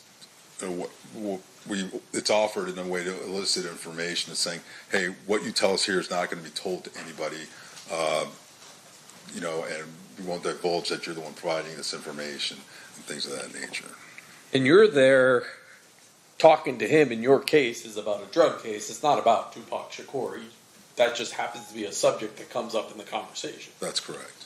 It's not your responsibility. Well, let me ask you this. Tupac Shakur is killed in the state of Nevada, the county of Clark.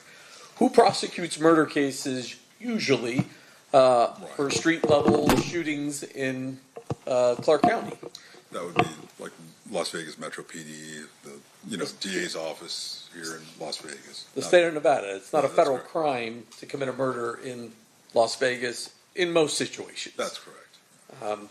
And so you're just gathering this information, and you did what you promised, which was keep it confidential until such time as you were authorized by the U.S. Attorney Right. to talk about it. The only other thing I want to ask you about is, Mr. Sampt, there is a difference between proffer and immunity. Is that correct? That is correct. What Mr. Davis was telling you, you wouldn't use against him, correct? Correct. There wasn't any sort of immunity for any crimes that he disclosed. You just couldn't use the statements that he made to you to prosecute him for those particular crimes. That's correct. And that it was an agreement between the United States Attorney's Office and Mr. Davis. That's correct. At no point in here did the state of Nevada, the Clark County District Attorney's Office, or any agency other than the U.S. Attorney's Office make an agreement with Mr. Davis about these 302s. That's correct. Nothing further. Any recross based on that, Mr. Sampt?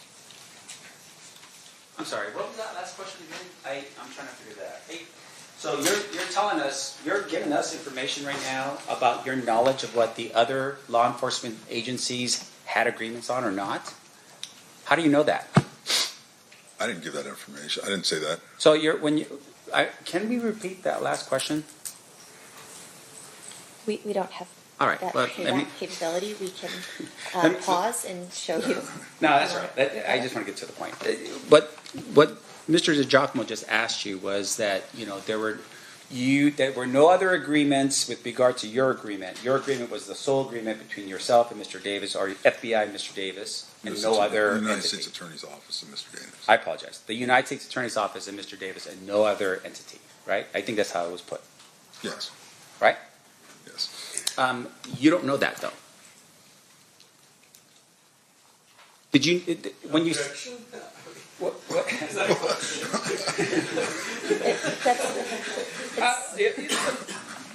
Sustained stricken. You can ask a question.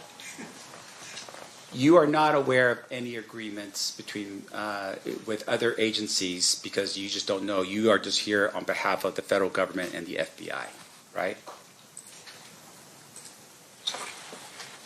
With regard to the interview that myself and Todd Holiday conducted Right. with Mr. Davis on July 14th, 1998, the agreement was between the United States Attorney's Office with the FBI there and Mr. Davis. Nobody else was party to that. Even though this was a joint task force, this was part of No, it was a joint task force. It was the United States Attorney's Office, the FBI, Mr. Davis. Okay. And with regards to that task force, even though other government agencies were potentially involved in the task force, they weren't involved with regards to this agreement, the proffer. I'm, I mean, they weren't part of the proffer, is what you're saying, even though it's part of a task force. correct. Okay. No further questions. Thank you. Anything further, Mr. Giacomo? No. Ladies and gentlemen of the jury, any questions for this witness? We do have some. Okay.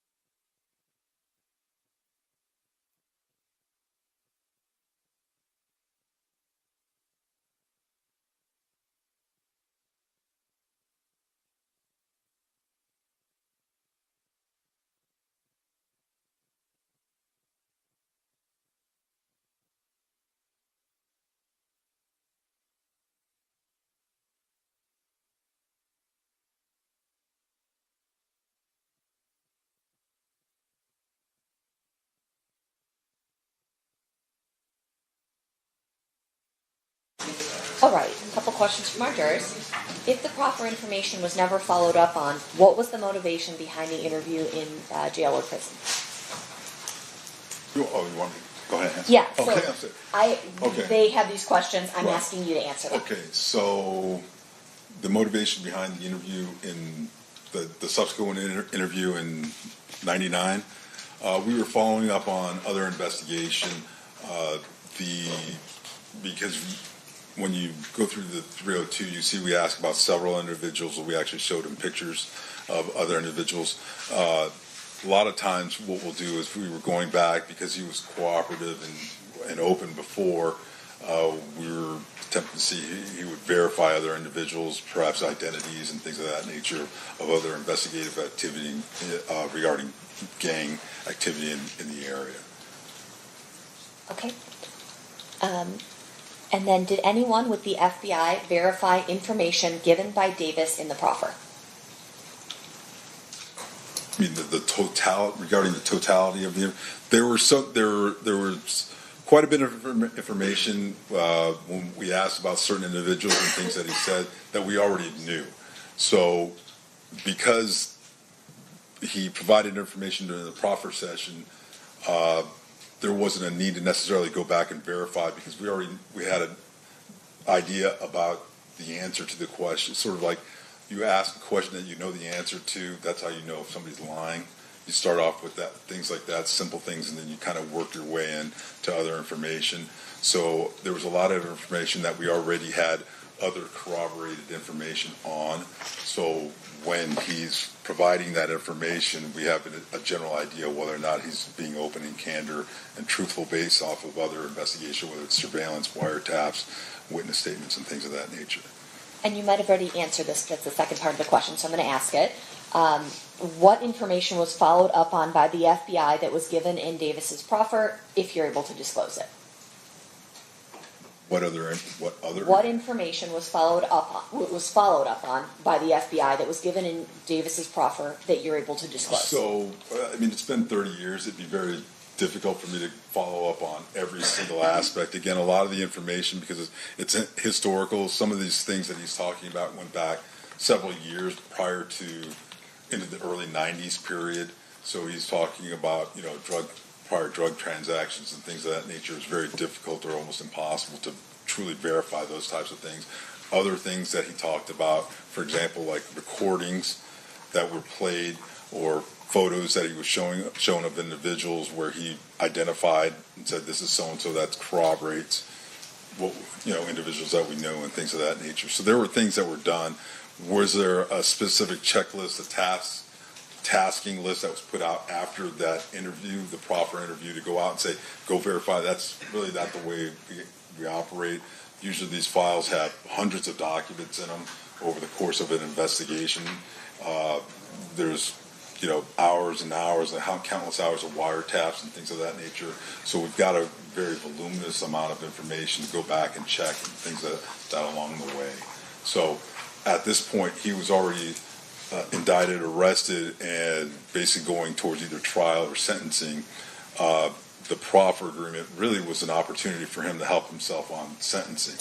And then for us to maybe, if he wanted to cooperate and things like that, to possibly open up further avenues of investigation for other individuals who weren't in custody or that were still under investigation. All right. Mr. DiGiacomo, any follow-up based on those answers and those questions? Mr. Stamp? No, Your Honor. Okay. All right. You are free to go. Thank you so much. Sorry. There's the two exhibits. Just leave them right there. Mr. DiGiacomo will pick them up. I'll grab them from you. Thank you. Are those our exhibits? Yeah. Okay, perfect. Yeah, for sure. All right, statement call the next witness. Darren Dupree. Your Honor, before we do that, may we approach? Sure.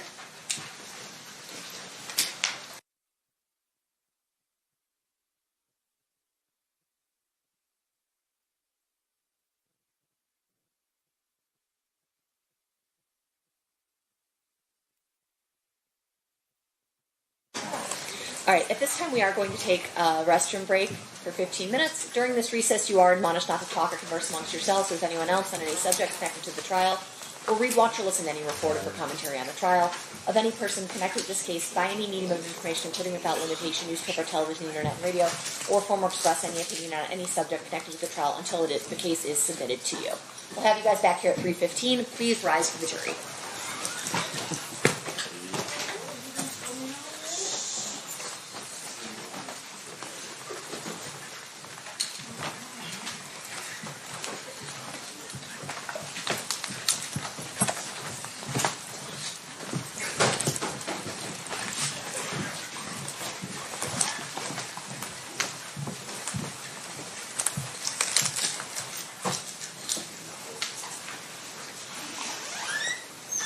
For the record, the jury executive room will be in recess. Thank you, Judge.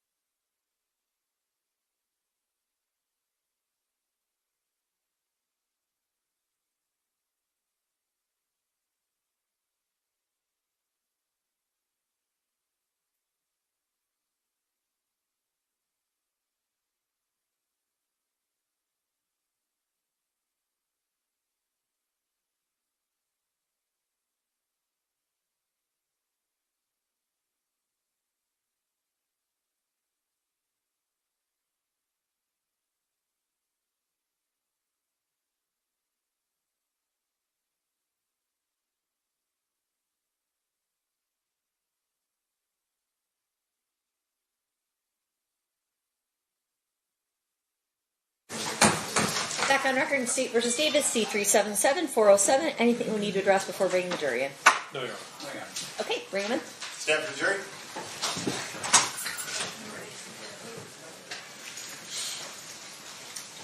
Did you line them up? We're waiting for them. Okay.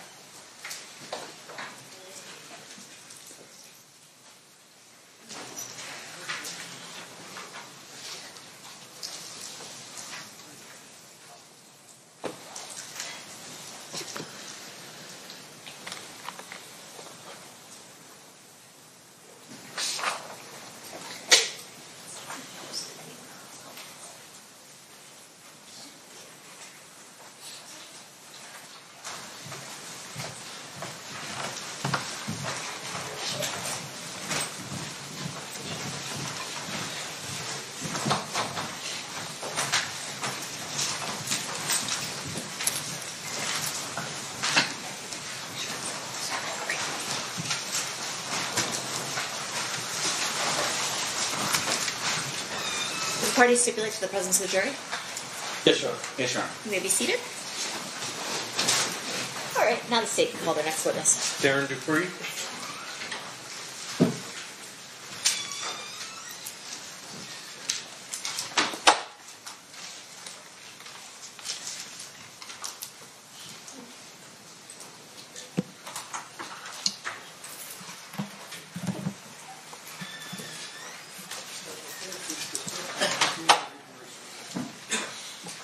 Good afternoon. You solemnly swear or affirm the testimony you're about to give in this action shall be the truth, the whole truth, and nothing but the truth, so help you God? I do. Thank you, sir. You may be seated. And if you please state your full name and then spell it for the record.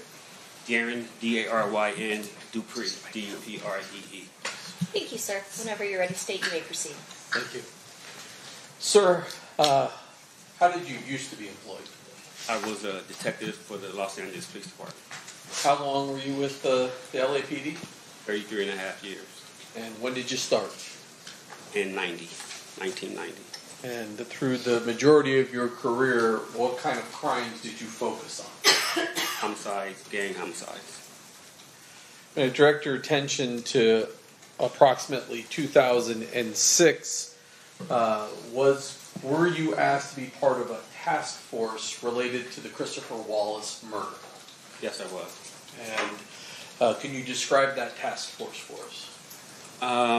Robbery homicide, homicide specials, Los Angeles Sheriff's Department, FBI, ATF, and DEA were all a part of the task force. And was there a precipitating event that caused the 2006 task force to be formed?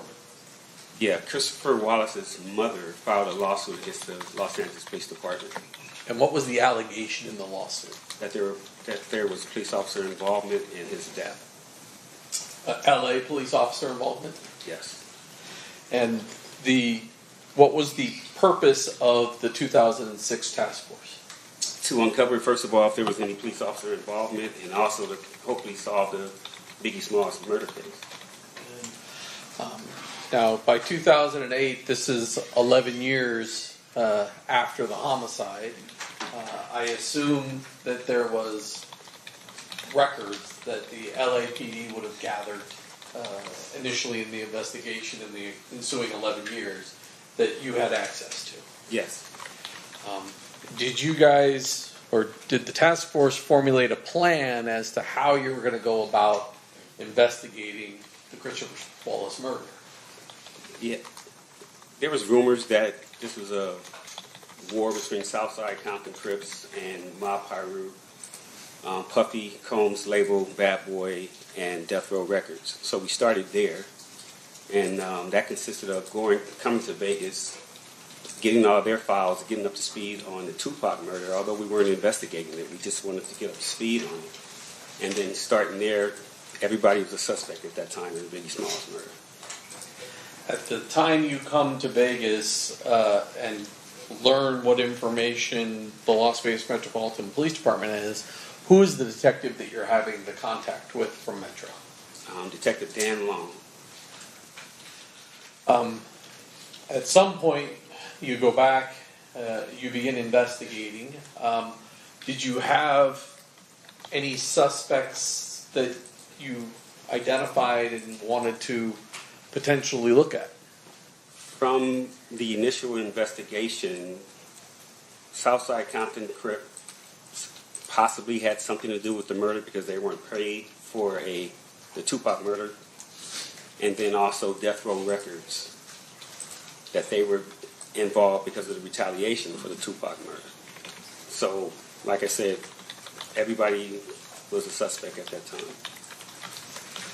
During the course of the investigation, did you at some point focus on a person identified as Duane Davis? Yes. Do you see Mr. Davis here in court today? Yes.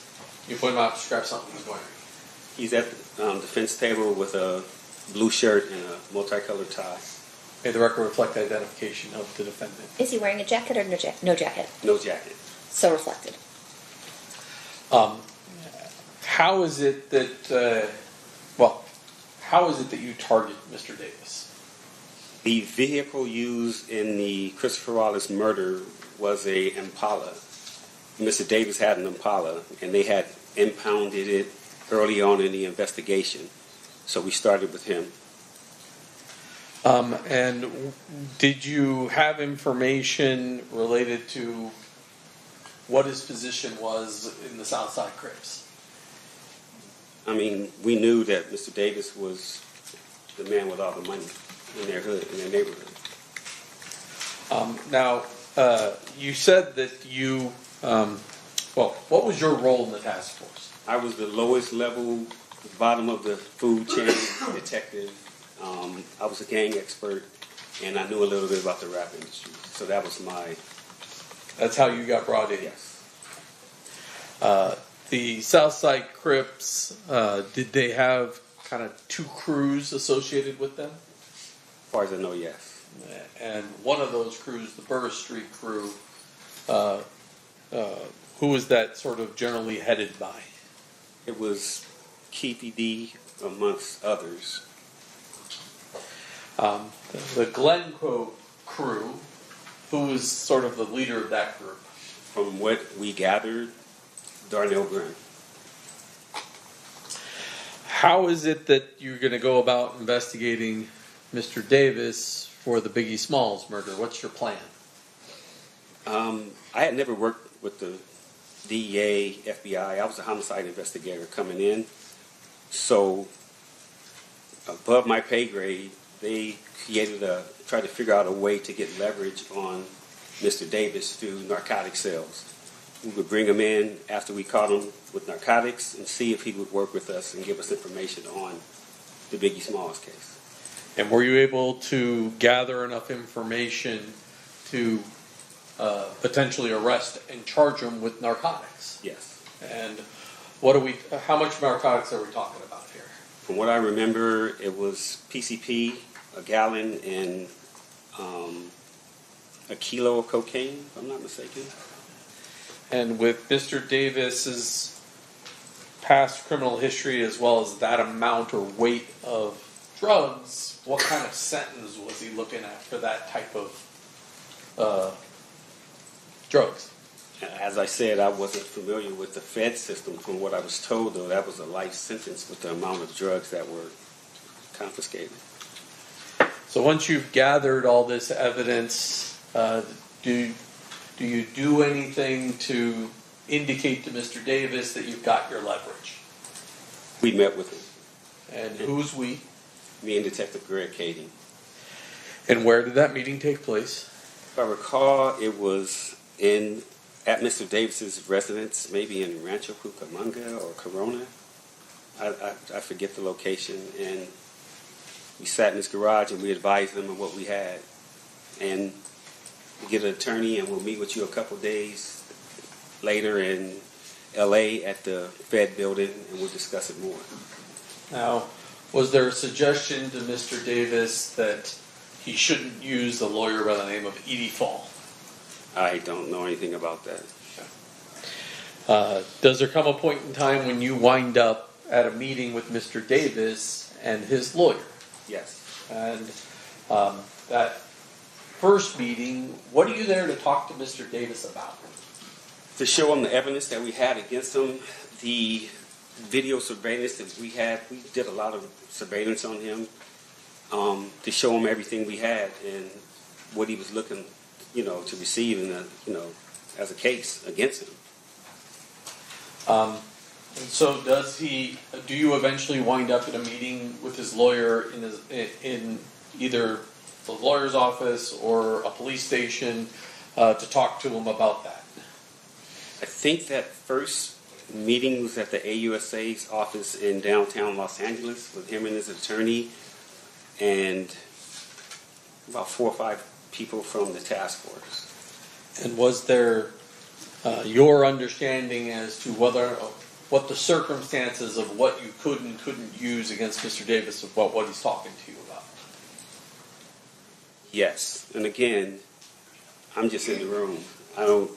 I never even been in the AUSA's office at that time, so I'm just observing what's going on. Did anyone use the term "this is a proffer"?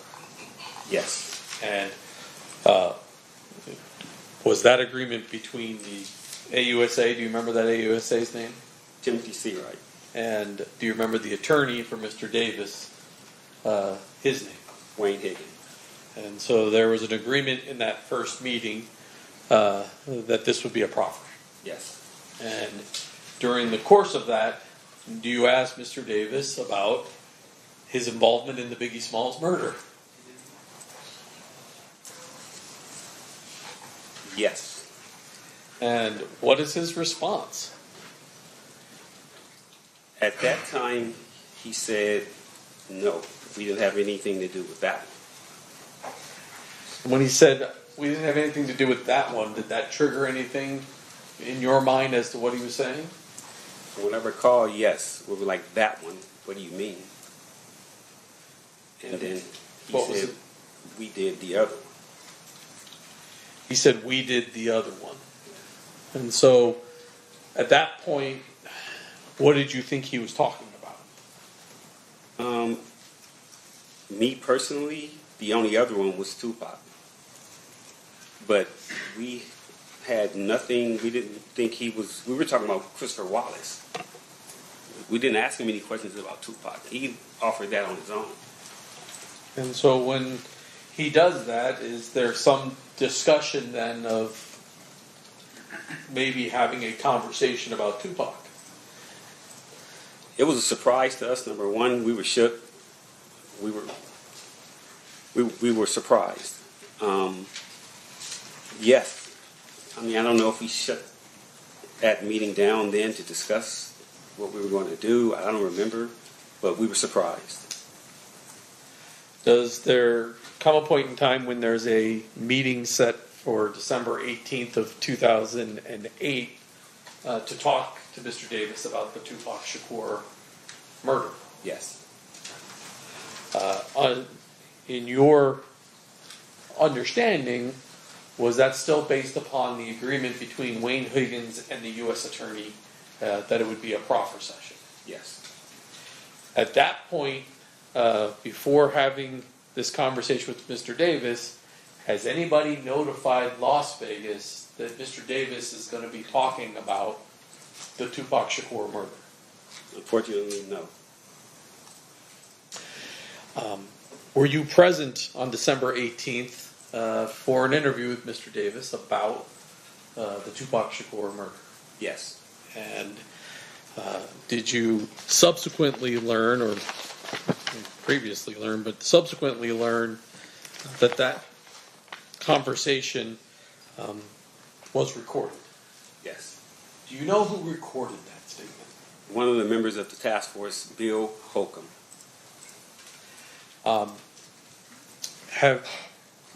Did there come a point in time where you heard that recording? Yes. And Judge, I have marked as State Proposed Exhibit 117, which is the actual recording, and 110, which is the transcript of that recording, and I'll form it this time. Any objection? I think at this particular point we're still lacking foundation with regard to that. The answer, the question that was asked was like, do you recognize the recording?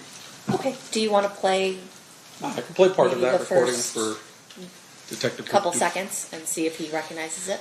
Yeah, there's Not gonna some hate- walking in time, so we'll just have to pull it when forward. people a little actually bit. talk. Yeah.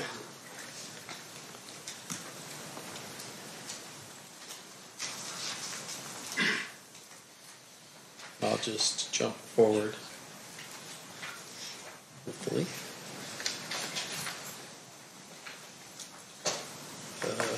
My volume off? People or his associates, that's not a concern to us. Yeah. If you hadn't told Mike, we wouldn't have talked to him. Or we wouldn't want to talk to him. Okay, another. Does that sound like the conversation that was happening on December 18th, 2008 with Mr. Davis? Yes. And who was present at this besides yourself that you recall? The lead detective, Detective Greg Kading, he was mostly in charge. Bill Holcomb and me. That's all I can remember. Was Wayne Higgins present as well? Wayne Higgins was there, and I'm sorry, so was Mr. Davis, of course. And do you recall where this conversation took place? It might have been at Wayne Higgins' office. As I once again re-offer 117 and 110. Did you want to show him 110 to verify that is the transcript of it? Oh, you want me to? Well, that was the objection, was that Oh, the foundation wasn't accurate, and we talked about the first item, but not the second. then you take a look at that. You can read through as much as it is you need to. That appeared to be a transcription of that particular meeting. Yeah, I remember. Yeah, that's it. Move to admit 110 and 117. Any objection, Mr. Stamp? No, Your Honor. They will be admitted. The jury is going to hear the entire thing at some point. But generally speaking, what was Mr. Davis's version of events as it relates to what happened with Tupac Shakur? Mr. Davis stated that his nephew, Mr. Orlando Anderson, was jumped and beat up in a club or in a hotel in Las Vegas after the Tyson fight. He came and told Mr. Davis what happened. They went looking for Tupac, Suge, anybody who was involved, basically, in the beatdown of Mr. Anderson. And they couldn't find him at first, and then they saw him, and basically, Mr. Davis had the gun at first, but they came up on the passenger side of Suge Knight and Mr. Shakur's vehicle, so he couldn't shoot across the driver. So he handed the gun to Dre in the back seat, Andre Smith. He was afraid to shoot. Mr. Anderson grabbed the gun and shot across Mr. Smith into Mr. Knight's car that Mr. Tupac Shakur was in with Mr. Knight. And did he tell you what kind of vehicle he was in? He was in a white Cadillac, Did he tell you what kind of gun was used? a 40 cal Glock. And did he tell you after the shooting where the car went? If you recall. If you don't recall. I don't recall. After receiving this information in March of 2009, does the task force sign Mr. Davis up as a confidential informant? Yes. And once you sign him up as a confidential informant, what is it that you want to do with Mr. Davis? Figure out ways to see if he's telling the truth about his story about what happened. And so what do you do? Mr. Davis had a narcotics friend in New York by the name of Equan Williams, Zip. He said he could. This is a lot deeper than that. Sean Puffy Combs was supposed to have given money to Zip Martin to give to Mr. Davis for payment of the Tupac murder. Fast forward, we go to Mr. Davis. He says he can rekindle that relationship with Mr. Zip Martin and get him to talk about the money that was given from Sean Puffy Combs to Mr. Martin that never got to Mr. Davis. And did you guys or Mr. Davis come up with a plan to get leverage on Mr. Williams, Zip? And what was the idea?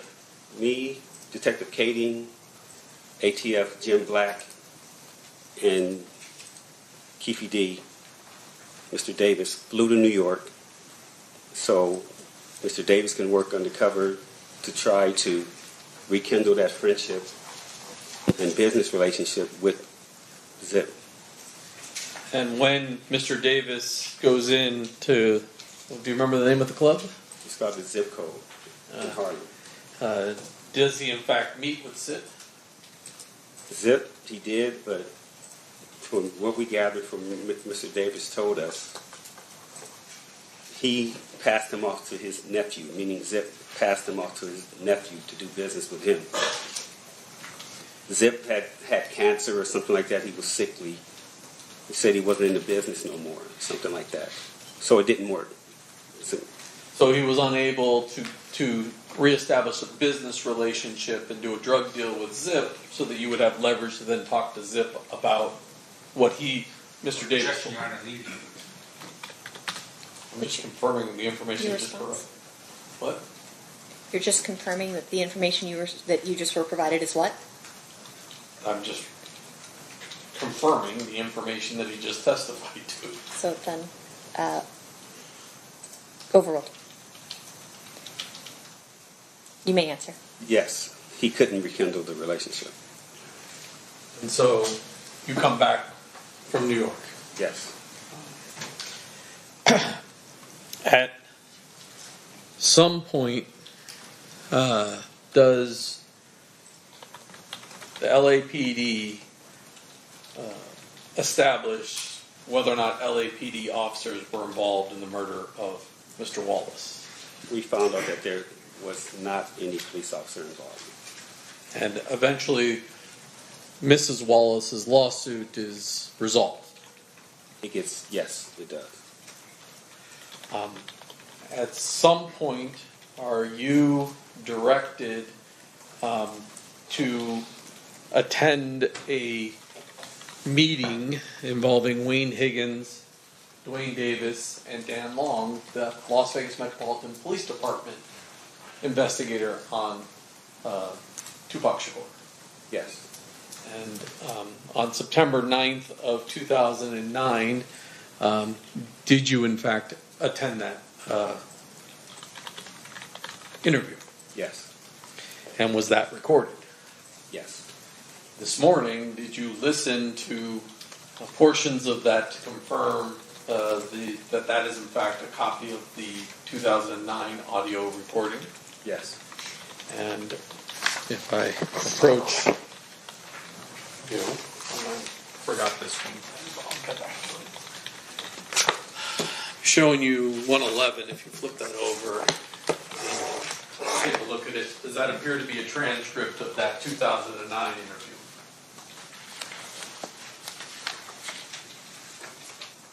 Yes. Move to admit 111 and 118. Any objection? No objection, Your Honor. So admitted.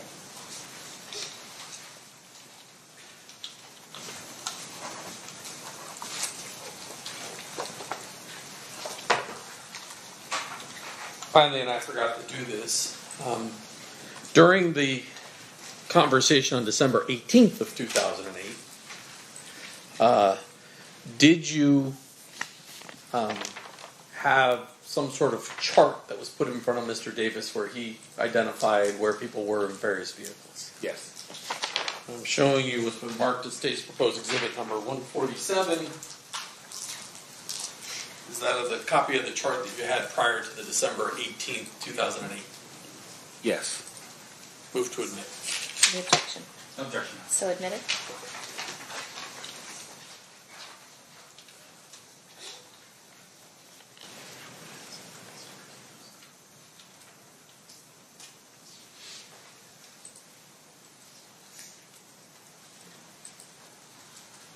Thank you, sir. I pass the witness. Cross-examination, Mr. Saft.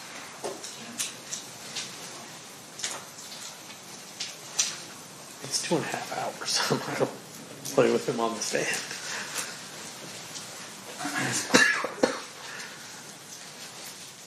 Mr. Dupree. We had some conversations here about what you did on this case. Did you ever write any reports on this? Sure I did, yeah. When you say you're sure did you review any reports in preparation for your testimony here today? I think I reviewed one report. Which report did you review? It was a DEA 6 passing the case over to Las Vegas Metro. And with regard to that report, did you draft that report yourself? Yes. When you say it's a DEA 6, is that a form? Yes. Is that a form used by the DEA agency, I guess would be the Drug Enforcement Agency? Yes. Did you write any reports on your own with regards to what you did within the LAPD, umbrella or report writing? I'm sure I did. When you say you're sure did, are you telling us today that you don't know for sure what reports you wrote? I'm saying that when you have a cold case, a lot of reports are already written.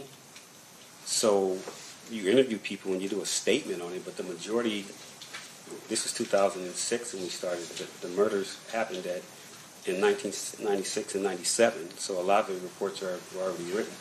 So with regards to, you're classifying this as a cold case? Yes. And what is a cold case to you? It's a case that takes a long time to solve. And with regard to the cold case, which are you talking specifically about the murder here, the murder investigation of Tupac Shakur? I'm talking about what we classified Christopher Wallace case. I don't know if they classified Tupac a cold case at that time. I see. So you were part of the task force specifically on Biggie Smalls, which is called Biggie Smalls. That's why we started the task force, because of the lawsuit. All right, and you are classifying that as the cold case. Yes. So all your work would have been under the Biggie Smalls investigation, not necessarily under the Tupac case that we're here for today. Yes. And so with regard to your actions on the Biggie Smalls case, a lot of what you're doing sort of blends into, at least some of it blends into the Tupac investigation, but that wasn't your investigation. No. That was Metro's investigation. Yes. Now, on the day that we're talking about here, and this would be under the recordings that you had from the 2008 proffer. Did you set those up? No. Who set them up? Probably the lead investigator, Greg Kading. Okay. And with regards to Greg Kading, you're his partner. In a task force configuration, you might peel off with one person more than the other, so I would say me and him did a lot of work together. And with regards to what he is that he's also a fellow LAPD detective. Yes. All right. And so with regards to your being, let's say not part of the task force, were you ever his partner outside of the task force? I met Detective Kading at Wilshire Homicide. Wilshire Homicide is the area that Christopher Wallace was actually killed in. Robbie Homicide inherited the case or took the case because they have more resources to work. Me and Greg worked together at Wilshire Homicide. Greg Kading started this task force, and he brought me over years later to this task force. I see. So up until that point when he brought you over, you guys weren't partners? No. He was working narcotics. Greg knows the narcotics FBI, DEA system very well. I didn't. All right. And so in terms of your awareness about the Tupac investigation, when were you first made aware of the Tupac investigation? Through the media, as soon as it happened. Right. I mean, everybody knew about that. And in terms of, though, your involvement or the official, are you telling us it's at the time of the proffer that you become sort of more involved in the Tupac? At the time that Mr. Davis offered the information that he offered is when we even thought about doing anything with Tupac. But isn't it true, though, that you actually were more aware, you actually were that Detective Long was the Metro detective on this case as early as 2004? I didn't start until 2006, so I just knew he was the investigator assigned to the case when I got there. I see. So as of 2006, you would have been aware that Detective Long was the investigator from Metro? Maybe 2006, 2007, when we decided to come out to Vegas and gather intel on the Tupac case, just for investigative reasons. Okay. And with regards to your participation in the task force, was there a name for the task force? Christopher Wallace Task Force. Okay, so it's Christopher Wallace Task Force. And you first contact Mr. Davis on, looks like November 21st, 2008. Is that about right? I don't remember the dates, but... Okay. Now, in terms of you're saying, though, that your review of the evidence in preparation for today's, or your reports in preparation for today's testimony just consisted of the DEA 6 form? Yes. Now, at the time of November 21st, 2008, you and Greg Kading are the ones who initially contacted Mr. Davis, right? You didn't do it by yourself. No, me and Mr. Kading. Okay, and you basically advised him at that particular point that, he was potentially looking at an indictment for narcotics. Is that right? Something to that effect, yes. Yeah. And once again, you're doing this because you are targeting Mr. Davis because you believe he may have been a suspect in the Biggie Smalls murder. Yes. Okay. Now, at some point, I would assume in the future, you're going to tell all of us that he was no longer a suspect in that murder, right? That is correct. You found information that were indicating that the car that was potentially the car used in the Biggie Smalls murder was not his vehicle, maybe somebody else was there. And there were some issues with regards to his location that he wouldn't have been the one to be the shooter in the case. Whatever the reasons, I just know he wasn't involved in the Biggie Smalls murder. Okay. And then with regards to your conversation with Mr. Davis, when you had that conversation at his home, you talked about being in the garage of his home at Rancho Cucamonga. Is that what it was? I forget the city, but it's out east. Okay. That's where he lived at the time. And you had at some point told him that maybe he should retain an attorney to handle the issues because he was going to be dealing with the United States Attorney Timothy Seawright. You remember having that conversation with him?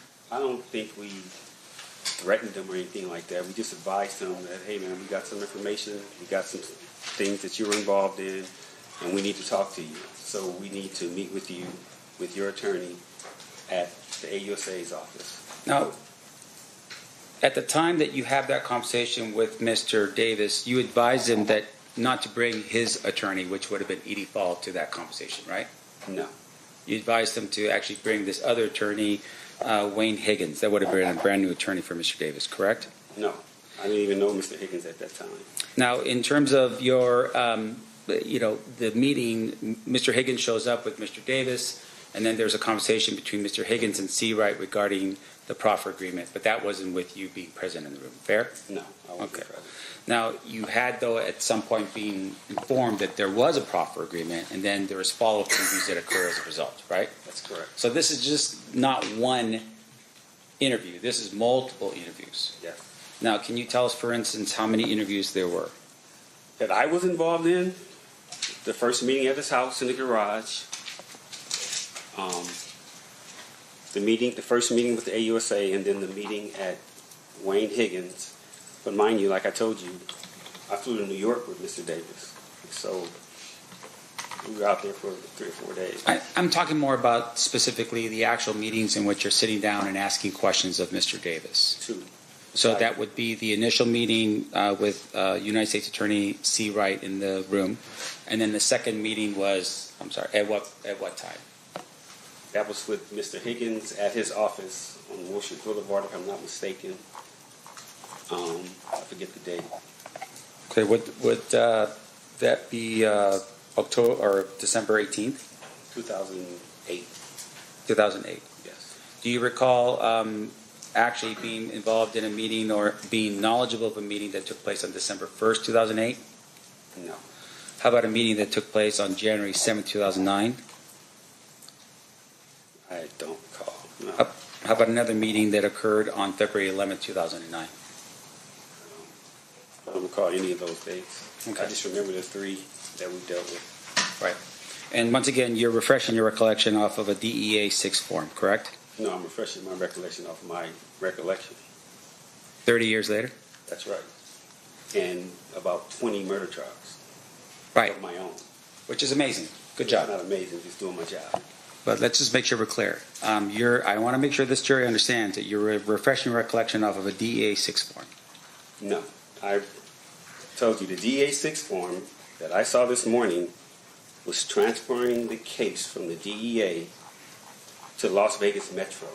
That's all that said this morning. All right, so this is all purely off of your recollection from 30 years ago. Well, 17, 18 years ago when we got it. The Okay. case was 30 years ago. So Right. we had it in 2006. And 20 murder trials later, That's right. you're refreshed. Okay, right. so let's keep going through it.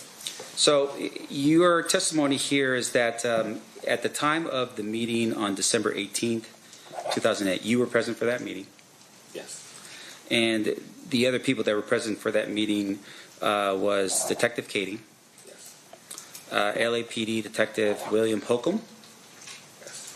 FBI Special Agent Bennett, Yes. I didn't mention him, but he was there. Yes. okay, and then was anybody else there present? Mr. Davis and Mr. Higgins. And then outside of those, was anybody from the United States Attorney's Office present? At the first one in 2008, I think, not in 2009. For sure, not 2009. I can say that. Okay, but I want to make sure we're precise for this jury. On December 18, 2008, was the United States Attorney present for that meeting? Yes. Now, in addition to that, the recording that had occurred, and the one that you've introduced into evidence in this case, was that a recording to which Mr. Davis or his attorney knew about? Which one? 2008 or 2009? 2008. 2008? I don't know. Okay. I didn't know it was being recorded either. Sure. And with regards to the FBI special agent that was there, are you aware of what's called a 302? Yes.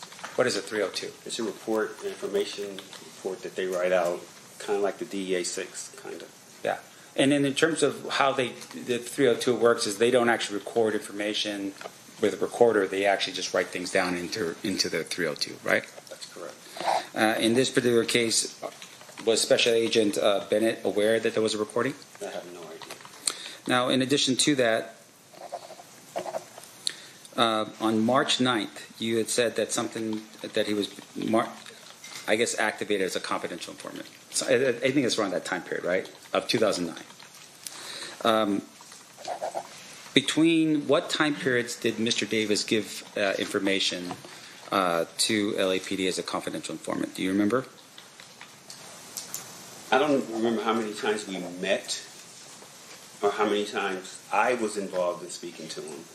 But it's just those 3 times, the first time in his garage, 2008, 2009, and then when we went to New York. That's all my dealings with Mr. Davis was, that I can remember. Okay. Now, the December 2008 proffer that you were part of, did you verify any of the information? That Mr. Davis told us? Yeah. We were trying to verify as much as we could. Okay. That's Well, why we tell us put it the in there. efforts. No, I'm sorry. Can you tell this jury the efforts that you made to verify the information that he gave you in 2008? Flying to New York to try to get the relationship with Zip, Mr. Martin, because he was involved here in Vegas with the murder and the large sum of money that was supposed to be given to Mr. Martin to give to Mr. Davis. So that's why we flew to New York, to try to get that whole thing going. Right. And based upon your efforts in New York, were you able to verify that any of that information to be true? No. Now, in addition to that, there was other information that Mr. Davis gave up in 2008 in December. Did you verify any of that other information to be true? I don't think any other information that he gave us was anything except the murder of Tupac. Sure. Did you at any point verify, for instance, the people that he identified in the vehicle? No.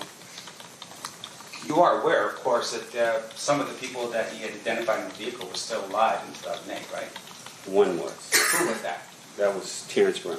Okay. Did you ever verify that Terrence Brown was in Las Vegas at the time of the murder? He never got a chance to. Why not? As I said, our first course of action was to tie in Mr. Combs, the money, and work back from there.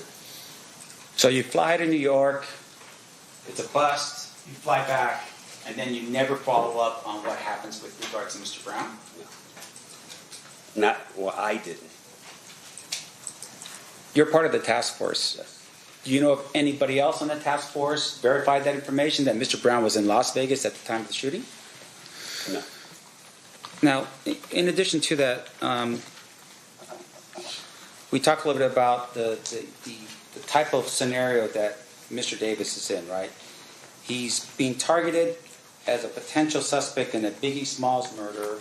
You develop information about him being a drug dealer, right? Yeah.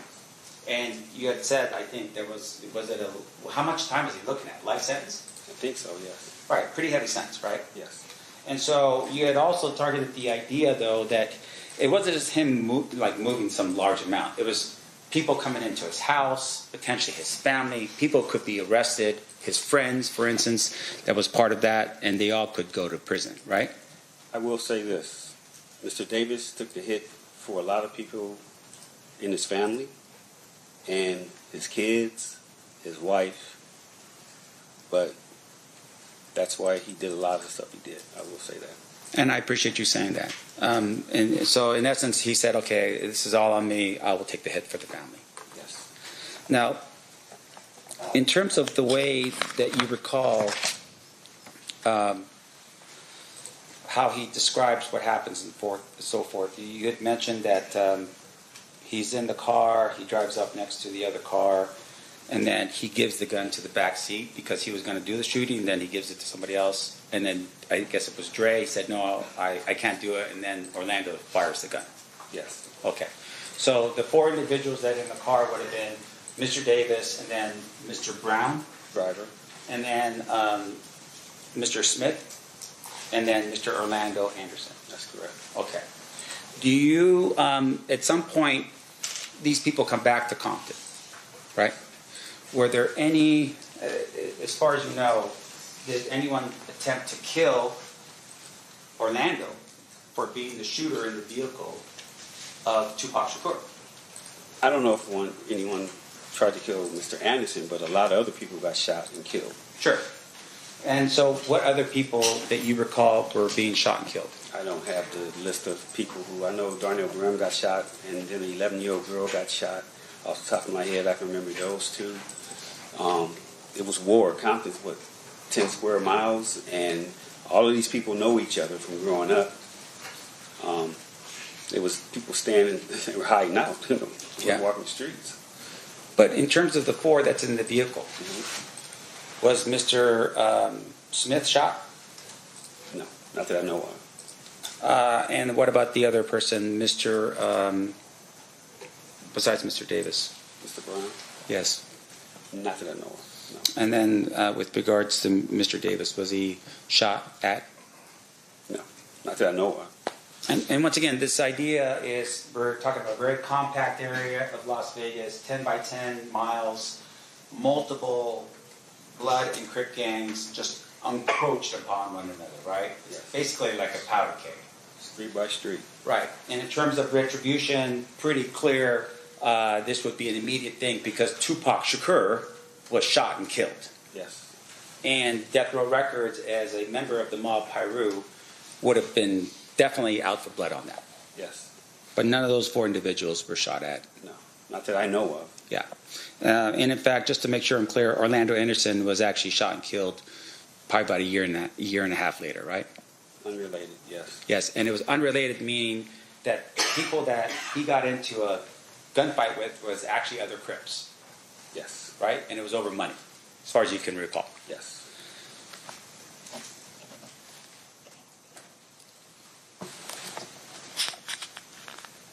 Now, there was some discussion.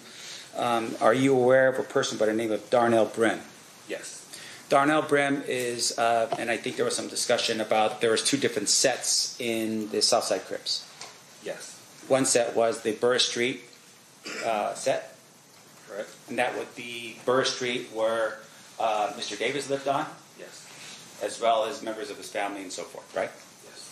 The other set was the set that Darnell Brim was in charge of. From what I hear. I never worked Compton PD, but from what I hear, yes. Okay. And with regards to Mr. Brim, he was killed pretty much immediately after the shooting of Tupac Shakur.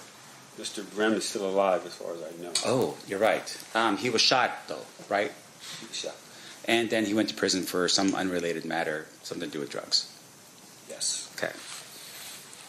Now, in terms of Mr. Brim, was there ever a conversation with Mr. Brim to determine or have questions asked with regards to Tupac Shakur? When we started, again, I started in 2006. Those questions would have been initially asked of Mr. Brim when he was shot in 96, 97. Those types of things we could have gotten to, but like I said, our first course of action was to solidify where the money came from. If Mr. Combs was involved, and was Mr. Davis telling the truth about being paid for the murder of Tupac Shakur. And outside of that, any additional sort of boots on the ground discussions or investigation in Compton was handled by somebody else? The initial, the preliminary, right.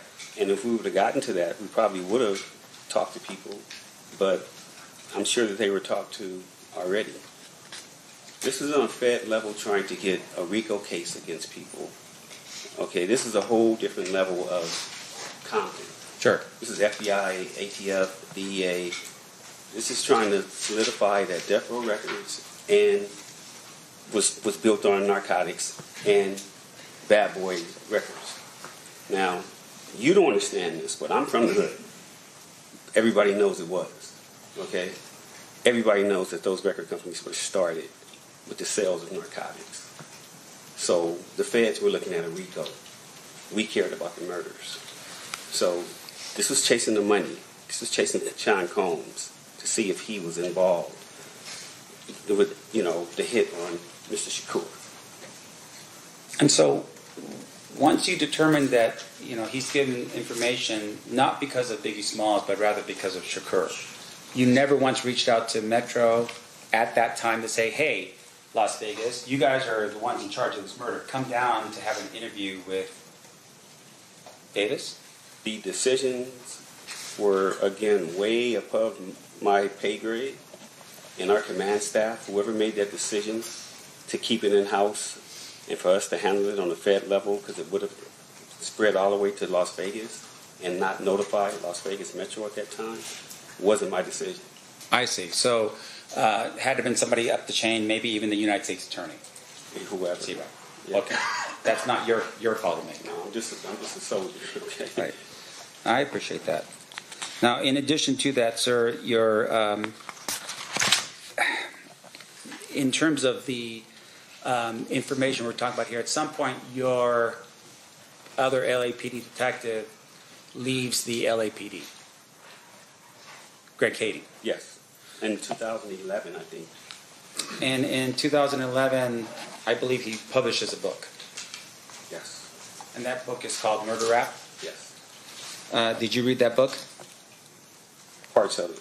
All right. And fair to say, of course, is that if you saw something in the book that was not accurate, you probably tell Greg Cady, hey, this is not accurate, this is not right. I wouldn't tell him nothing. That's Oh, his really? version. He did what he wanted to do. Right. Okay, so it's his version of events. You would have been like, okay, this is not right about what I did. I'm just going to leave it alone because that's what Greg Cady interpreted it to be. No. I'm saying I was on the Los Angeles Police Department, still in charge of the Biggie Smalls case by myself. And whatever came from any books that were written, it was my responsibility to make sure that everybody was okay if they were outed in that book. So I'm not going to tell another man what he should and shouldn't do as far as writing a book. If you want to write a book, write a book. If it comes back my way and I got to investigate something you said, then I'll do that. So this individual, Greg Cady, leaves LAPD and takes the Tupac file with him? From what I hear, something to that effect. Meaning he stole the file? Something to that effect. Now, in addition to that, he also took the Biggie file, right, with him when he left. From what I hear, I've never seen him, but that's what I hear. Okay. And with regards to the recording that we're talking about here, that recording was a recording that he published, at least brought it out to the public, not you. You will never see me on a podcast, a book, nothing like that. Yeah. So, and you never have. Now, in terms of, though, just your understanding and, being in LA and so forth, Greg Kading has made appearances on podcasts and other things as well, right? Yes. And also that would be with documentaries. Yes. But at least you're still abiding by the rules and that kind of thing. You would never do that. I stick to the code. Okay, I'm abide by the streets. You're not going to see me on there telling about what somebody else did. This is the only time you're going to see me talking about what somebody did, sitting in this chair. And I appreciate that, sir. Okay. Other than that, you'll never see me doing that. Okay. And with regards to your participation, though, in the interviews, during the time period that you're hearing Mr. Davis talk about these things,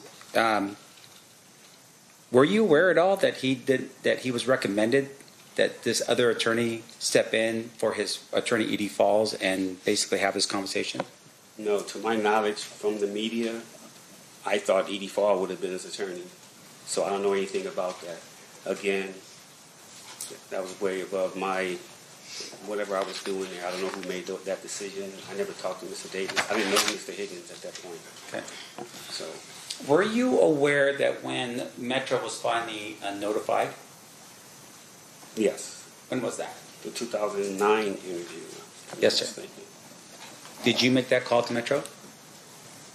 Chain of command. Somebody upstairs called Vegas when we disbanded our unit. Our case was going back to our DA. Las Vegas Metro, they were going to take over their case. So somebody in our chain of command reached out to somebody in Metro, I guess, and said, hey, we got some information for you. Somebody needs to talk to you about Tupac. I knew Detective Dan Long. It trickled all the way down to us. Either he called me or I called him and set up the interview. Did you tell Detective Long when he appeared here in LA for the interview with Mr. Davis that he had given a proffer in 2008? Yes, I think he was aware of what we had. Unfortunately, he was aware of what we had done to that point, yes. Meaning that you had a conversation with him, say, hey, by the way, there was a proffer in place in 2008. Here's the information. I'm sure I did. I don't recall if I told him immediately or whatever, but he was aware that we had been dealing with Mr. Davis. So, and once again, that proffer agreement between you, the government, or the various people of the task force plus Mr. Davis, up until that point, there was no violation of that agreement, right? Not to my knowledge, I don't know. Right, meaning that, for instance, Mr. Davis didn't do anything that would say, hey, you violate the terms of this agreement. No, I never used that term with him because, no. Right, but at the same time, your higher-ups felt at this particular point, yeah, give the information that you just learned about Mr. Davis from 2008, give that to Metro, right? Yes.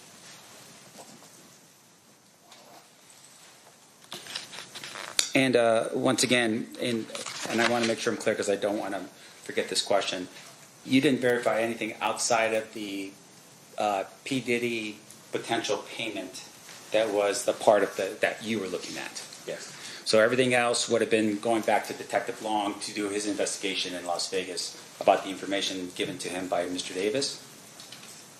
I mean, he was going to be aware of that, yes. Okay. But once again... But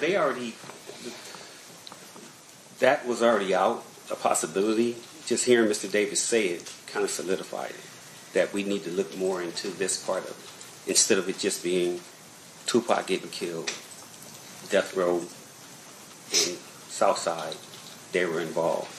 Yeah, but I think we're here for a slightly different purpose. We're in Las Vegas, and we just want to know what facts were presented or at least established with regards to the situation. You're telling me Detective Long would have been one to verify whether Mr. Brown was here in Las Vegas, whether any of the other individuals in the vehicle that was represented to you was actually here in Las Vegas to establish that, right? That was his job, not yours. Yeah, on the murder. Right. Yeah. Right.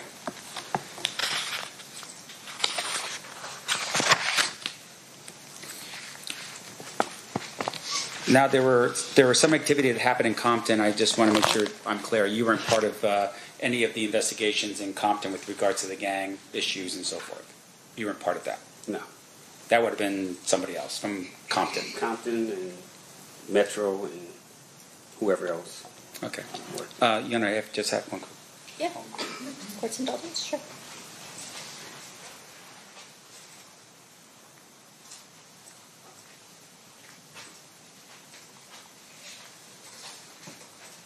Your Honor, I pass the witness. Thank you. Okay. Any redirect, Mr. Juckman? Just briefly, you brought up the fact that Mr. Davis said that basically Sean Puffy Combs solicited the murder of Shode and Tupac during the course of that conversation. Yeah. Did he tell you where that conversation occurred? It's a deli called Greenblatt's, still there on Sunset in Hollywood in Los Angeles. If he never provides that portion of the information, what jurisdiction would LA have to be investigating a homicide that occurred in Las Vegas? None? No. So it was that piece of information which provided LAPD jurisdiction to even be looking at this murder. You could say that. But like I said, on the Fed case with the RICO, that would have got incorporated into the RICO, the murder anyway, and that's what we were looking at. But yes, that's where it started, so you can use that also. And so you were unable to confirm through ZIP the Puffy Combs angle of the case. At some point, your agency said, hey, we got to tell Vegas what we've been doing. Yes. And at that point, Dan Long comes down, and you are in a room with Dan Long, Mr. Davis, his lawyer, and there's a conversation that occurs. That's correct. At that time, the only person left alive in the vehicle was Terrence Bubba Brown, right? Yes. Mr. Brown was a resident of LA, correct? Correct. And was there at least a discussion between you and Dan, hey, if Mr. Brown ever gets himself into some real trouble, maybe we'll have some leverage to talk to Mr. Brown? Yes. And then unfortunately Mr. Brown got killed as well. Yes. And so the last person alive in the vehicle is Mr. Davis. That's correct. Nothing further. Anything further, Mr. Samt?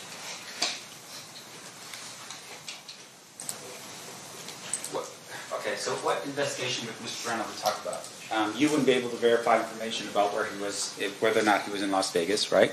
You're saying? You, with Mr. Brown. We wouldn't be able to? Yeah. We could have, I guess. Right. We would have got to that, yeah. Sure. And with regard to that, you didn't make that effort while he was still alive. No. And would it be fair to say, of course, that even if someone had passed, that you would still need to verify what Mr. Davis said to you, regardless of whether or not the person's passed or not?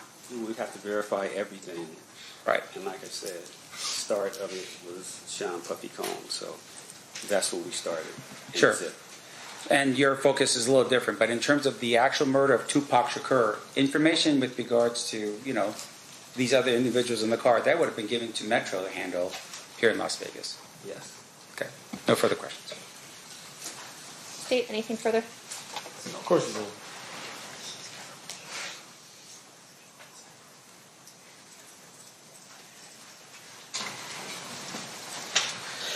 Yes, one follow-up. In your 34 years, 20 homicide trials, ever made a case on a guy confessing to a homicide? Yeah, I've had a couple confessions. Yeah. When you were talking to Mr. Davis and he's telling you what he's telling you, did you have reason to doubt his version of events as it relates to the homicide itself? I didn't think Mr. Davis was lying because he put the gun in his nephew's hand. And if anybody knows anything, from what I hear, Mr. Orlando Anderson was the man besides Keffe D in that neighborhood. He was the prince, and his family loved him. I didn't think that Mr. Davis would put the gun in his own nephew's hand, dead or alive, and put that smut on him unless it was true. The person that killed Tupac, well, in the neighborhood, he's a hero. In the world, he's a villain. So I didn't think Mr. Davis, me personally, would do that unless it was true with his own nephew, because I know he loved his nephew. They all loved Orlando. And so that particular fact, knowing the culture, and now it's 2008. I mean, let me ask you this: was Tupac Shakur larger than life after death? Yes, but had he would have been legendary if he lived. Right. And in 2008, he is legendary at that point. But he's dead. And if it gets out that Mr. Davis has said his nephew pulled the trigger, would there be consequences for his neighborhood? I mean, just the way it looks, him being a hero, meaning Tupac to the world, and then this gang, like I said, in the streets, in his hood, Orlando wasn't looked at that, but people are going to always say the Southsiders, the ones who killed Tupac, Nipsey Hussle, all these people who were like that. That's what comes with that. Now you could wear a badge and act like it's something in your hood, but in the world, that's not a good thing to be, remembered as or thought of as a person that killed Tupac, even though what happened to Mr. Orlando Anderson wasn't right. Thank you. Nothing further. Anything further based on that? Yes, Your Honor. Okay. So I just want to make sure I'm clear. You go to Mr. Davis because he's the target of Biggie Smalls' murder. Yes. You interview him, and at some point in the future, you determine that Mr. Davis is not involved in Biggie Smalls' murder. Yes. While you're in the room showing him the information that you have about the drug aspect of it, a life sentence potentially, and everyone in his family or people in his family and friends potentially getting all in the middle of that with all kinds of problems, right? He decides to take the hit, as like you said, right?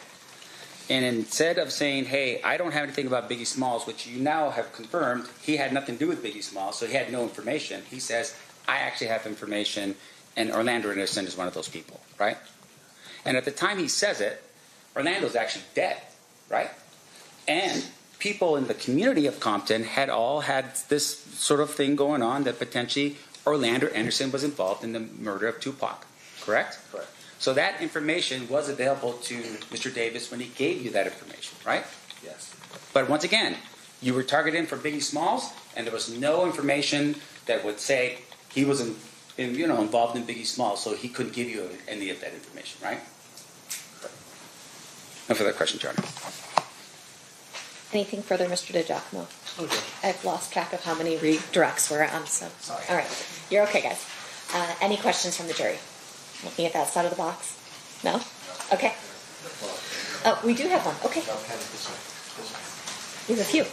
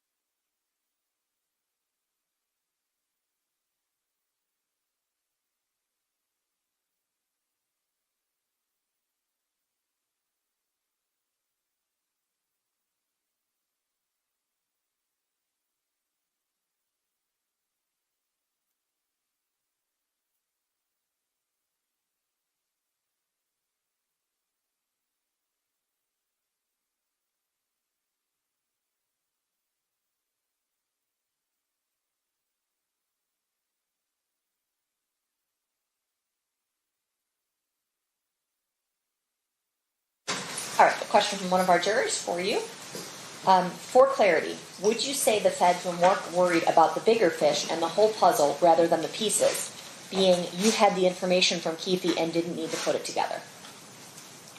Yes, they were worried about the bigger picture, but this is 2006, and the smaller types of investigations on both cases had already been run to ground. You needed to come with a different type of investigation to try to see if you can get it. So that's why Detective Kading, the LAPD, that's why he brought in the FBI, ATF, DEA, other agencies to all help to try to solve both cases. Once we found out what Mr. Davis had said. It was Biggie Smalls at first, and then it went to Tupac Shakur. Okay. Any follow-up questions based on that, Mr. DiGiacomo? No. Any follow-up questions based on that, Mr. Sanford? No, no. Okay. You've faked us out again. All right. You are free to go. Thank you so much, Mr. Dupree.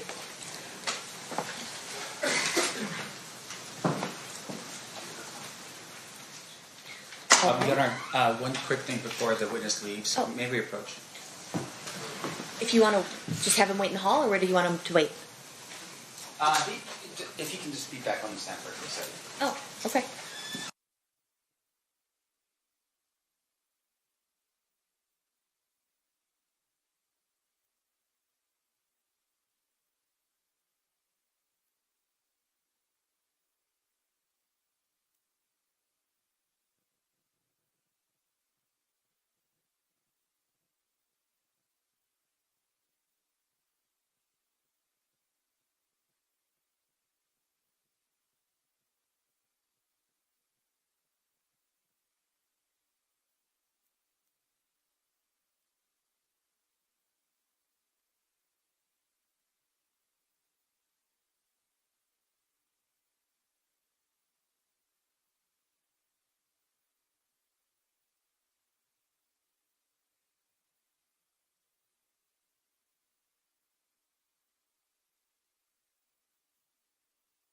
Mr. Dupree, as you discussed earlier with the parties, you may be subject to recall in this case, but it would be okay to do it via Zoom. If you could refrain from, you're ordered not to discuss your testimony with anyone else in this case until you are released from that potential recall. Okay, thank you. You are now free to go. All right, State, what did you want to present next? Well, we're going to start the 2008 statement, so we fill up the rest of the day. Okay. But we have at least one witness tomorrow, so we'll call that witness tomorrow and then probably continue on the rest of the day with the rest of the statements. Does it make sense then? All right. Does it make? I mean, Go unless ahead. the court wants us to call the witness tomorrow at 1 and then start the statements, I think that might make the most sense. there's just more time in the statements than there is in the day tomorrow.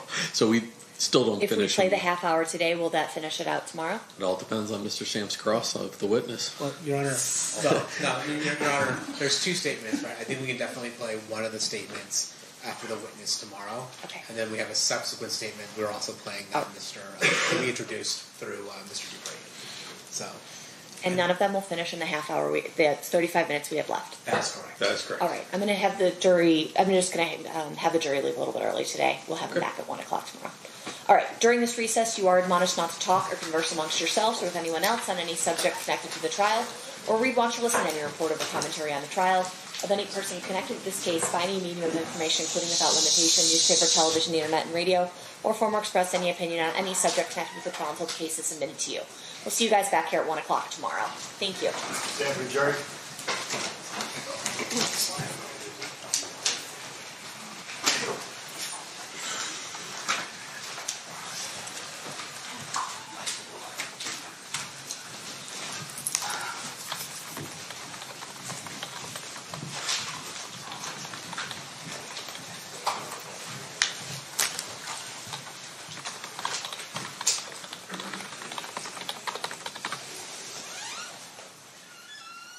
For the record, the jury has exited the room.